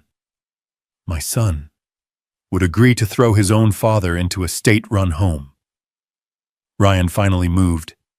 He turned to me and his face was just hollow. Dad, he whispered, she told me we had no choice. She told me if we didn't cut our expenses, starting with you, we'd lose everything. I didn't know why we were losing everything. I didn't know about the second mortgage, I swear. You just thought it was easier to get rid of me. I finished for him. He didn't answer. He just looked at the floor. And that was all the answer I needed. Well, I said, I have good news, Jenna. She looked up, her eyes wide with a tiny pathetic spark of hope. Good news. Yes, you're right. You were absolutely right. I am a burden. Dad, no, Ryan whispered. Yes, I said. I am. A 70-year-old man, a widower living in your sunroom. I'm a problem. And you too. You have so many problems right now. The foreclosure, the gambling, the complete destruction of your marriage. The last thing you need is a senile old man hanging around. Jenna just stared, confused. What are you saying? I'm saying you're right, I said. It's time for me to go. I'm going to get out of your hair. I'm going to solve my own problem. I walked over to Ryan. He was still standing by the fireplace, a statue of shame. Ryan, I said. He flinched, but he looked at me. I came back from that funeral. I said, my voice quiet, and I was going to give you this house. I was going to pay off every single debt you had no questions asked. I was going to set you free. All I wanted was to feel like I was part of a family again. His face crumpled.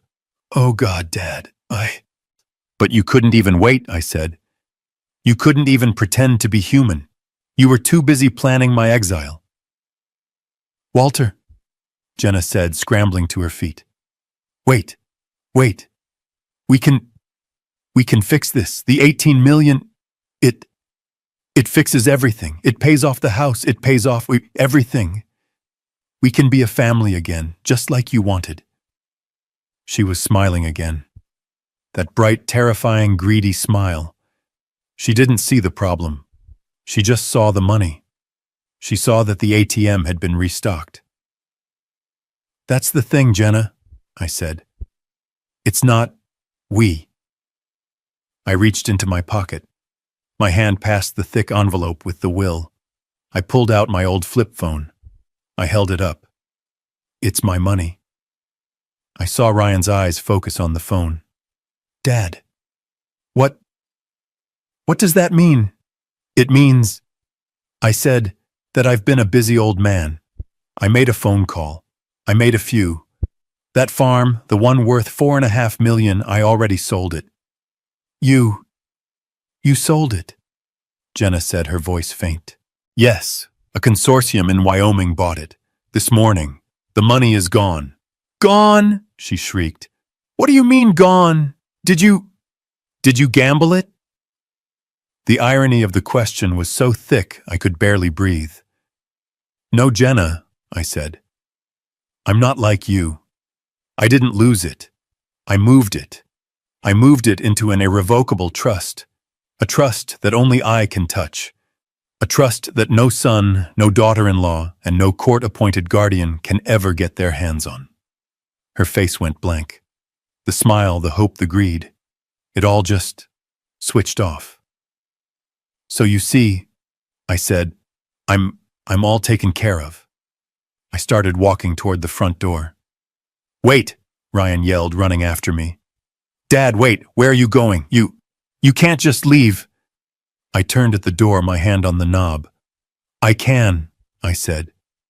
You were right. I'm a burden, and I'm done being your burden.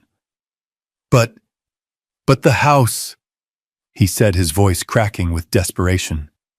The foreclosure. In 3 days, Dad, please you. You have the money. You can stop it. You can save us. Jenna was right behind him, her face a mask of pleading. He's right, Walter. Please, we made a mistake, a horrible mistake, but you can fix it. You're the only one who can. I looked at them. My son, the coward. My daughter-in-law, the predator. Both of them finally united, begging me for money. I just smiled. It wasn't a nice smile. It was Hector's smile. Hard. Cold. Oh, I said. The house, I almost forgot. Dad, you don't have to worry about the foreclosure, son. It's all taken care of. A wave of pure, flooding relief washed over Ryan's face. He actually sagged against the doorframe. Oh God, Dad, thank you. I knew you wouldn't. Don't thank me, I said, cutting him off. I didn't do it for you. What? What do you mean? I pulled a new envelope out of my coat pocket. The one Harrison had overnighted to me at a P.O. box I'd set up. I said that the bank isn't going to foreclose on this house. Jenna let out a sob of relief. Thank you, Walter, thank you. The bank isn't foreclosing, I said, because the bank doesn't own this house anymore. I looked them both right in the eye. As of 9 a.m. this morning, my trust bought the debt. Both mortgages. The first one and the secret fraudulent one you signed, Jenna. I let that sink in. I don't understand, Ryan said. It means, I said that I paid it all off. This house is free and clear. Jenna burst into tears, lunging for me again. You saved us. You saved us, Walter. I knew you would. I put my hand up, a firm, flat palm. She stopped. I'm not finished, I said. I own the debt. I own the note. And now I own this house. I tossed the envelope onto the floor between them. It landed with a soft, final thump. That, I said, is a 30-day eviction notice. Dr. Smith was gone. I heard the front door click shut, a quiet little sound that was completely drowned out by Jenna's ragged, shrieking sobs. She was still backed against the counter, a wild animal, her face blotchy and wet, with tears of pure, unadulterated rage. And Ryan, my son. He was still on his knees in the middle of the living room floor, like a man who had just been told his entire life was a lie. Which I supposed it was. He was just rocking back and forth, whispering, "No, no, no," to the carpet. They were a storm, a hurricane of their own, making a whirlwind of debt and lies and betrayal. And I was the eye. I stood up from the armchair. The movement was small, but it was enough. The sound of my old joints creaking, or maybe just the shift in the room's gravity, made them both stop. Jenna's sobs hitched. Ryan's rocking paused. They both looked at me, their eyes red and ruined. You know, I said. My voice was calm. It was so calm it surprised even me. The funny thing is, the really truly funny part. I walked slowly from the armchair, stepping around my son, who was still kneeling on the floor. I walked toward the front window and looked out at the overgrown lawn. The funny part is, I came home from that funeral, and I was happy. Happy. Ryan's voice was a rough croak from the floor. Yes. Happy, I said, still looking out the window. Because I thought I had the answer. I thought I had a miracle in my pocket. I knew you were struggling. I didn't know why not, really. I didn't know about this. I gestured vaguely around the room. But I knew you were in pain, and I thought I could fix it. I turned around to face them. The whole 10-hour drive back from Wyoming, You know what I was planning. I was planning to sit you both down right at that kitchen table. I was going to tell you about the money, and then I was going to tell you that I was giving you this house." Jenna's head snapped up. Her crying stopped. "What, this house?" I said. "I was going to pay off the mortgage, whatever it was. I was going to sign the deed over to you and Ryan. A gift, no strings, all of it, and any other debts you had, the credit cards, the car payment. I was going to wipe it all clean. I was going to set you free." Jenna was getting to her feet. Her face was a mess of tear tracks and dawning desperate calculation. "I didn't want the 18 million, I said. I just wanted a family. I just wanted a place to be. I thought I could buy my son back. I thought I could buy my way out of that cold sunroom. But you still can't," Jenna stammered. She stumbled forward, her hands outstretched. She was moving toward me, but her eyes were fixed on something I couldn't see. On the money. "Beau, Dad, Walter, that's what we want. That's all we ever wanted. You can still do that. It's not too late." Ryan was looking at her, his expression unreadable. "Jenna, stop." "No!" she shrieked, ignoring him and lunging at me. She didn't hug me this time. She grabbed the front of my old coat. Her knuckles were white. "Walter, please listen to me. You were right. We made a mistake, a horrible, terrible mistake. I was sick, you understand. The gambling, it's a disease. I was sick. But you can fix it. You have the money. You can fix everything. You can pay off the house. You can save us. Please, Dad, please, we'll do anything. We'll build you the apartment. We'll wait on you hand and foot. We'll be the family you want. Just please. Don't let them take the house." She was on her knees now, clinging to my coat, sobbing. It was the most pathetic, most disgusting performance I had ever seen. 5 minutes ago, I was a leech. 10 minutes ago, I was a senile old man. Now I was her savior. I looked down at her, at this desperate, broken woman clinging to my clothes. And then I looked at my son. He was finally standing up. He was just watching us. His face was empty. He had nothing left. "Please, Walter," Jenna wept. "Don't let the bank take the house. Don't let them win." I reached down and I took her wrists. I unclenched her fingers from my coat one by one. "You're right, Jenna," I said. Her sobbing stopped. She looked up, her eyes wide with a final desperate spark of hope. I am, yes," I said, dropping her hands. "You're right. The bank isn't going to take this house." Ryan let out a sound, a rush of air, relief. "Oh God, Dad, I knew you." "Don't thank me, Ryan," I said, cutting him off without looking at him. My eyes were still on Jenna. "I didn't do it for you. I don't understand," Jenna whispered. "The foreclosure, the auction on Friday.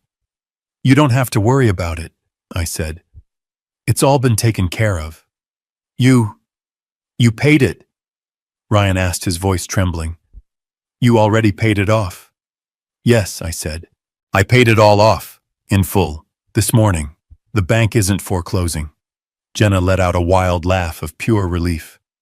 "Oh, thank you, God, thank you, Walter, The bank isn't foreclosing," I said, my voice cutting through her like a razor, "because the bank doesn't own your debt anymore." Jenna's smile froze. What does that mean?" Ryan asked. "It means," I said, "that I had my lawyer in Wyoming contact the bank. I had him find out exactly who held the note on this property. Both notes. The original one, and the secret fraudulent one you took out, Jenna." Jenna's face went white again. "And then," I said, "I had my lawyer buy that debt. All of it. The bank was happy to sell. They got their money. They're out of the picture. You bought it, Ryan whispered. So you own? Yes, I said. I own this house. I am your mortgage holder. I am your creditor. I am the man you owe $220,000 to. I reached into the inner pocket of my coat, the one where I'd kept my father's will. I pulled out a new crisp white envelope. I own the roof over your head, I said. And as the new owner, I have a few changes I'd like to make. I tossed the envelope onto the coffee table, the one where she'd left the Golden Meadows brochure. It landed with a soft, final thump. Jenna just stared at it. What is that? She whispered. That, I said, is a 30-day eviction notice. The white envelope landed on the coffee table with a soft, final sound. Jenna just stared at it. She didn't move. She didn't seem to be breathing. Eviction. Notice. Ryan whispered the words. He sounded like a stranger, like a man speaking a language he didn't understand. Dad, no, that's not funny. That's not a joke. It's not a joke, son, I said, my voice as flat and hard as a piece of slate. It's a legal document. My trust now holds the deed to this property free and clear. You are tenants, and you are in default. You haven't paid your mortgage, to me, so you have to leave. I'm giving you 30 days, which, as I understand, it is 27 more days than the bank was going to give you. I'd say that's generous. Jenna finally moved. She didn't get up. She just looked from the envelope to my face. The confusion was gone. The hope was gone. The rage was gone. All that was left was a pure blank nothing. You're kicking us out, she whispered. I am removing non-paying tenants from my property, I said. It's just business. Business. Ryan suddenly found his voice. It wasn't a whisper. It was a roar.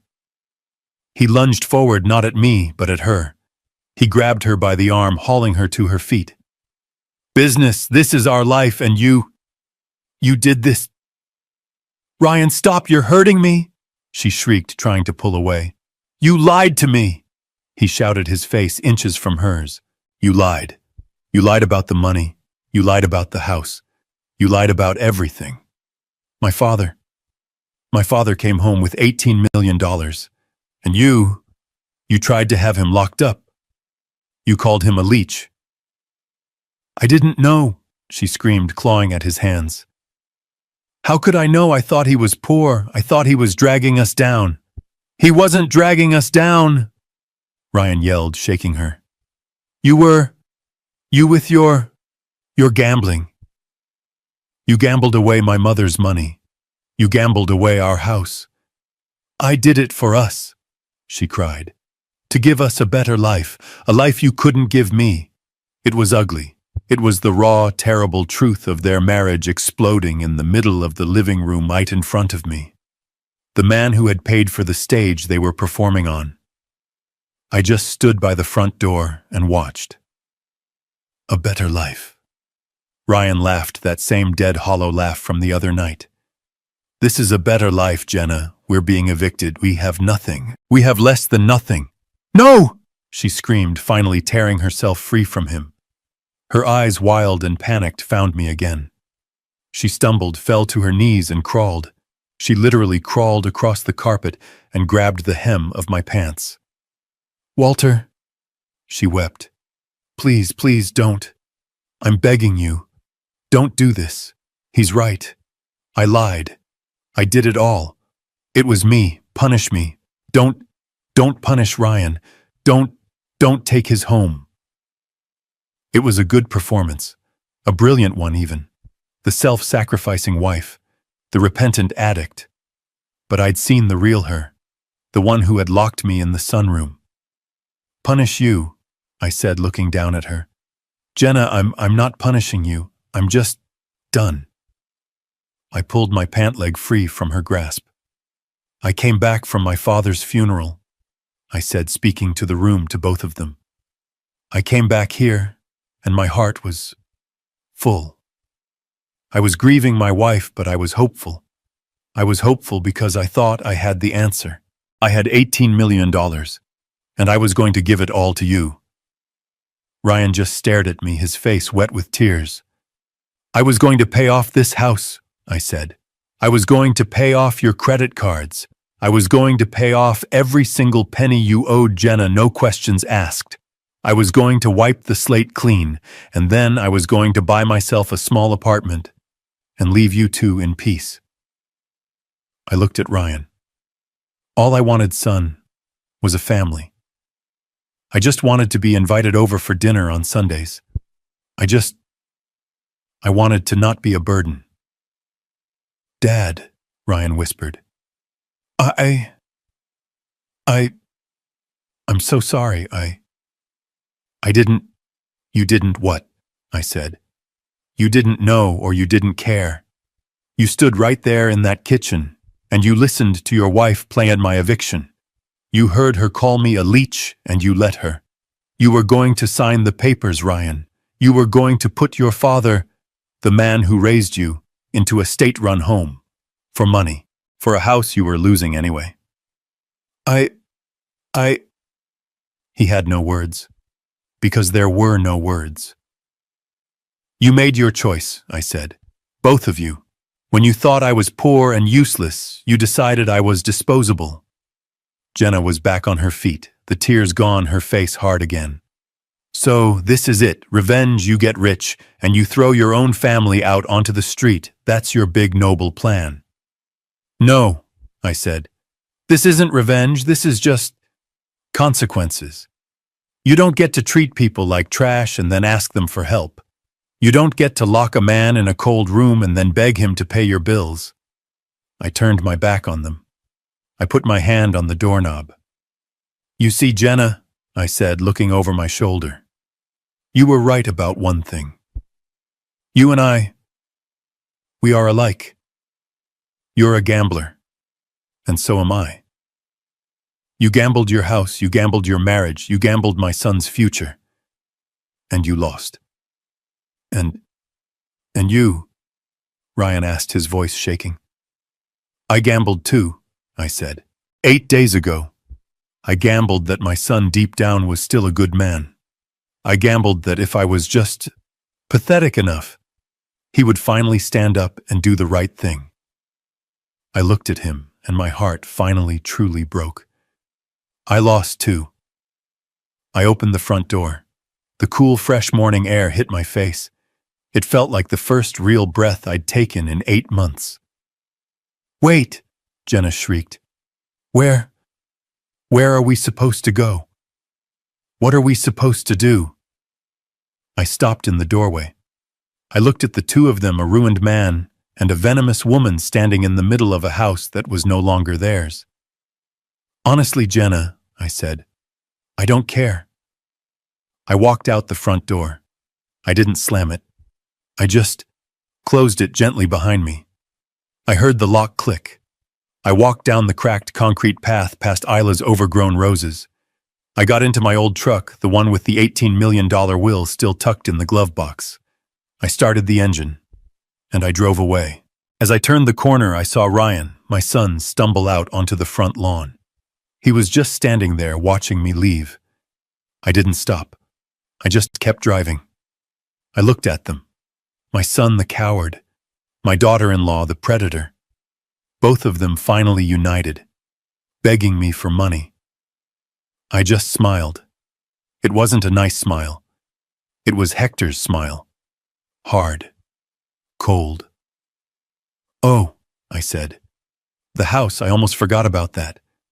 Dad, Ryan whispered.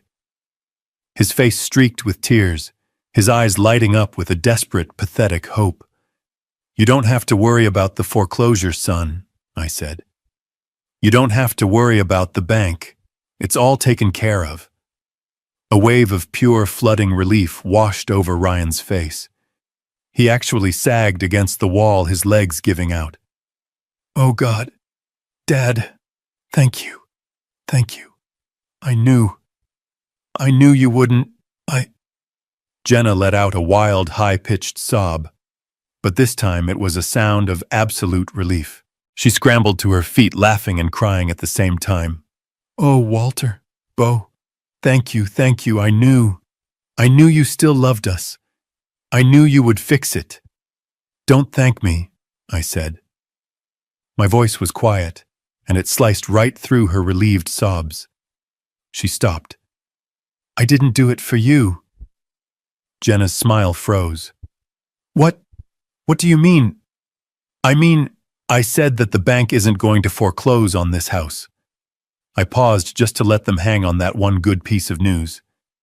The bank isn't foreclosing, because the bank doesn't own your debt anymore. Ryan frowned. I don't understand. It's simple, son, I said. I had my lawyer in Wyoming contact the bank this morning, the one that holds your first mortgage, and the other bank, Jenna, the one that holds the secret fraudulent $50,000 note you took out. Jenna's face went white again. And then, I said, I had my lawyer buy that debt, all of it. The bank was happy to sell. They got their money. They're out of the picture. As of 9 a.m. this morning, my $4.5 million trust, my irrevocable, untouchable trust, bought every penny you owe. I let that sink in. Jenna was the first to process it. A slow, watery, greedy smile spread across her face. Oh, Walter, she breathed. She thought it was a gift. She thought she was safe. She thought the ATM had just paid the bill. She thought, he's still a fool. You paid it off. Ryan whispered, his eyes wide with a hope that almost broke my heart. Yes, I said. I paid it all off. This house is free and clear. Jenna burst into fresh tears, lunging forward to hug me. You saved us, Walter. I knew you would, I knew. I put my hand up, a firm, flat palm in the air between us. She stopped, her arms outstretched, her face a mask of confusion. I'm not finished, I said. I looked at Jenna. You're right. I paid the debt. But you didn't. You still owe every cent. The bank just doesn't hold the note anymore. I looked at both of them, my son and his wife, standing in the living room they thought they had just saved. I do. The confusion on their faces was absolute. I am your mortgage holder, I said. I am your creditor. I am the man you owe $220,000 to, plus the rest of the original mortgage. I own this house. You are just living in it. Dad, Ryan said, shaking his head. I don't. What does that mean? I reached into the inner pocket of my coat, the one where I'd kept my father's will. I pulled out a new crisp white envelope, the one Harrison had overnighted to a post office box I'd set up 2 days ago. It means, Ryan, I said, that as the new legal owner of this property, I have a few changes I'd like to make. I tossed the envelope onto the coffee table, the one where she'd left the Golden Meadows brochure. It landed with a soft, final thump. Jenna just stared at it. She knew what it was before she even read it. What is that? She whispered, her voice trembling. That, I said, is a 30-day eviction notice. I am terminating your tenancy. You have 30 days to get your things and get out of my house. I didn't wait for them to scream. I didn't wait for them to beg again. I just turned around. I heard Jenna shriek my name, a sound of pure animal rage. I heard Ryan yell, Dad, wait, you can't. I just walked out the front door. I pulled it shut gently behind me. I heard the lock click. I walked down the cracked concrete path past Isla's overgrown roses. I got into my old truck, the one with the $18 million wheel still tucked in the glove box. I started the engine, and I drove away. As I turned the corner, I saw Ryan stumble out onto the front lawn. He was just standing there, a silhouette of a man watching his father drive away. I didn't stop, I just kept driving. I drove east. I didn't know where I was going. I just pointed the truck toward the rising sun, and I didn't look back. I drove for 2 days. I slept in a cheap motel in Pennsylvania, the kind with thin walls and a plastic ice bucket. I paid in cash. I sat on the strange, stiff bed, and I ate a bag of peanuts for dinner. I had $4.5 million locked in a trust, and I had never felt more alone in my entire life. But I wasn't a victim. I wasn't a ghost. I was just done. I kept driving east, following a pull I didn't understand. I drove until the air changed, until it stopped smelling like damp Ohio soil and started to smell like sharp pine and cold, clean salt. I drove to Maine. I found the address on the deed, the one I'd only seen on paper. 14 Lighthouse Road. It wasn't a mansion. It was a small gray-shingled house perched on a cliff overlooking the Atlantic. It was strong-weathered, and it looked like it belonged there. It looked like Hector. I unlocked the door with the key Harrison had overnighted to the post office box I'd set up. The air inside was still and cold, but it was a clean cold. It smelled of old wood and the sea. There was a bed, a solid table, and one good chair facing the ocean. It was more than the sunroom. It was mine. I slept for 12 hours. When I woke up, I made coffee and sat on the small wind-blasted porch watching the lobster boats pull their traps. My life as Walter Byrne, the burden was over. The next day, I called Harrison. "Walter," he said, his voice relieved. "We were wondering where you'd gone. The Ohio house, it's done. The 30 days were up. They moved out last week. We have the keys. The house is empty." "Good," I said, watching a gull hang motionless on the wind. "Sell it. Put it on the market." "And the rest of it?" he asked. "The other 2 farms in Wyoming, the ones with the gas leases." "Sell them," I said. "Sell everything. Liquidate it all, except this house in Maine. I'm keeping this house." Harrison was quiet for a moment. "Walter, that's the bulk of the estate. That's over $14 million conservatively." "I know," I said. "I know exactly what it is, and I know what I want to do with it." "What's that?" "I want to start something," I said. "I want to build something. I want to call it the Isla and Hector Byrne Trust." I explained my idea to him. A foundation, a non-profit. It wouldn't be a charity that just handed out checks. It would be a legal weapon. A fund dedicated to one thing, providing immediate aggressive legal aid and emergency housing for the elderly.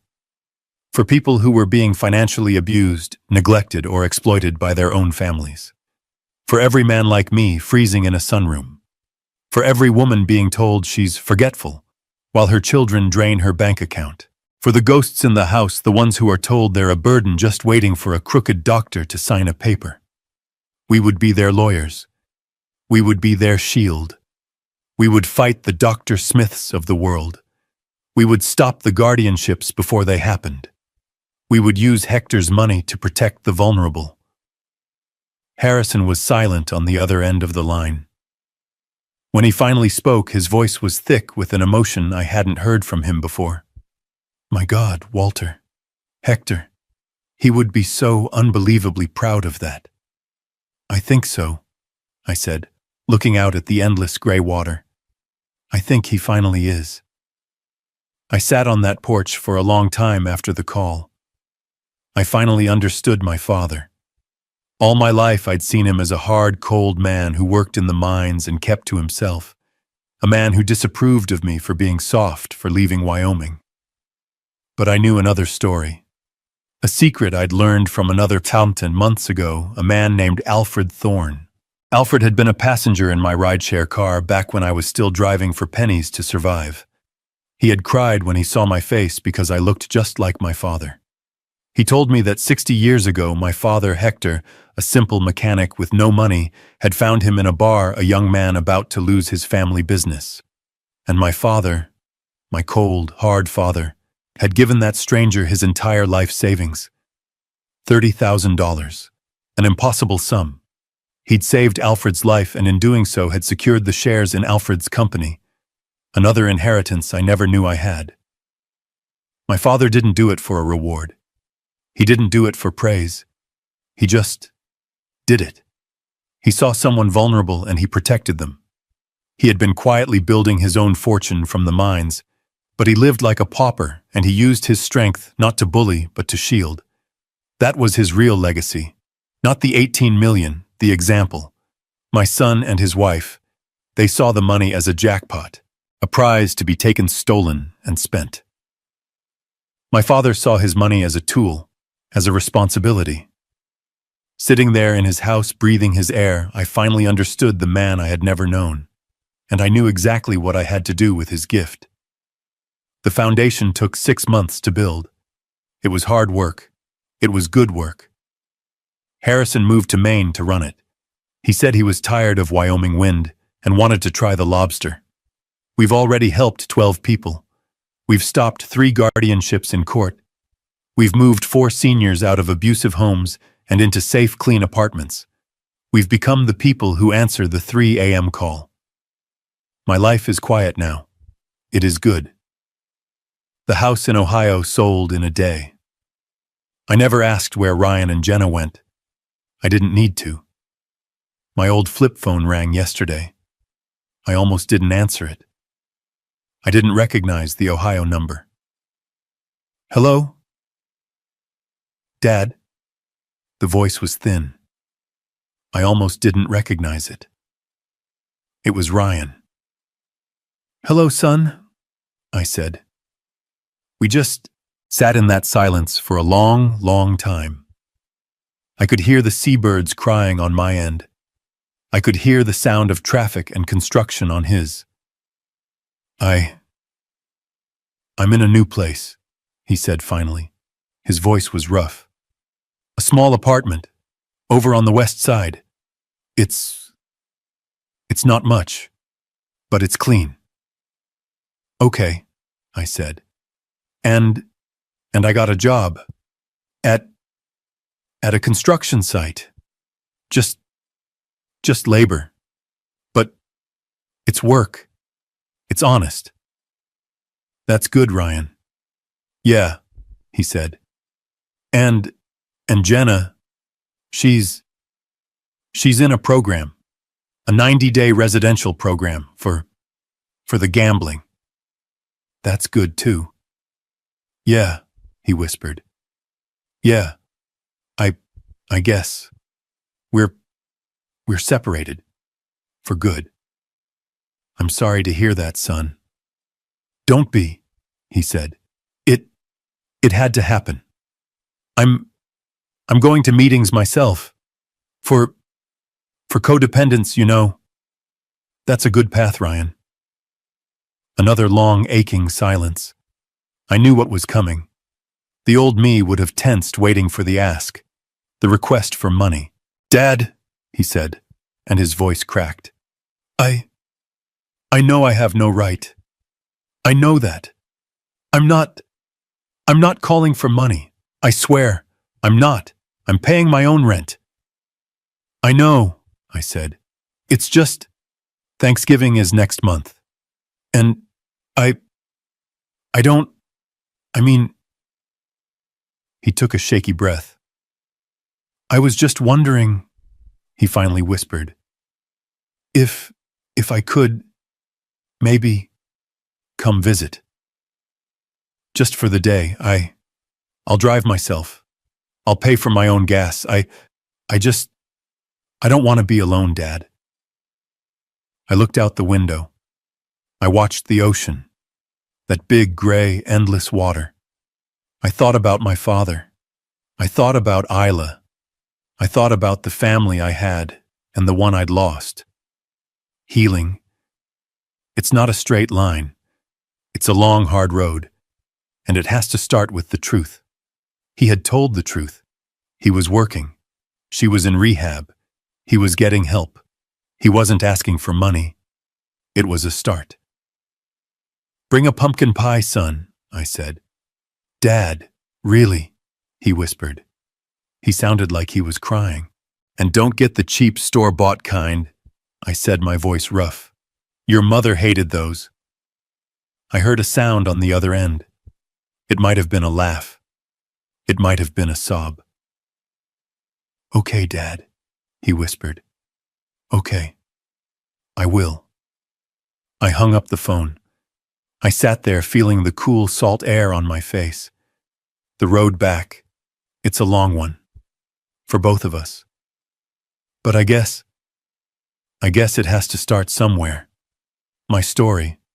It could have ended in that cold sunroom. I could have been just another file in a cabinet at Golden Meadows. Another confused old man whose family bled him dry and moved on. I learned something the hard way, sitting in that freezing dark. Sometimes the people closest to you, the ones who call you dad, are the ones who will hurt you the most. They see your grief as weakness. They see your age as confusion. And they see your life savings as their inheritance. Trust your instincts. If you feel like you are being treated like a burden, you probably are. Protect yourself. Setting boundaries, setting up a trust, even telling a hard lie to see the truth. It isn't cruel. It's survival. My father Hector, he taught me a lesson without even being here. He taught me that true strength isn't just having money. It's using your power to protect the vulnerable. And sometimes that vulnerable person is you. If my story, touched your heart, please do me a favor and hit that like button. It truly warms this old man's heart to see the support. And please subscribe to the channel so you don't miss the next story I have to tell. I'd love to know, where are you watching from tonight? What time is it in your part of the world? And tell me in the comments, what do you think? Was I too harsh, or was this the only way? Have you ever had to deal with a Jenna in your own life? I'll be reading your comments. Thank you for listening. I'll see you in the next story.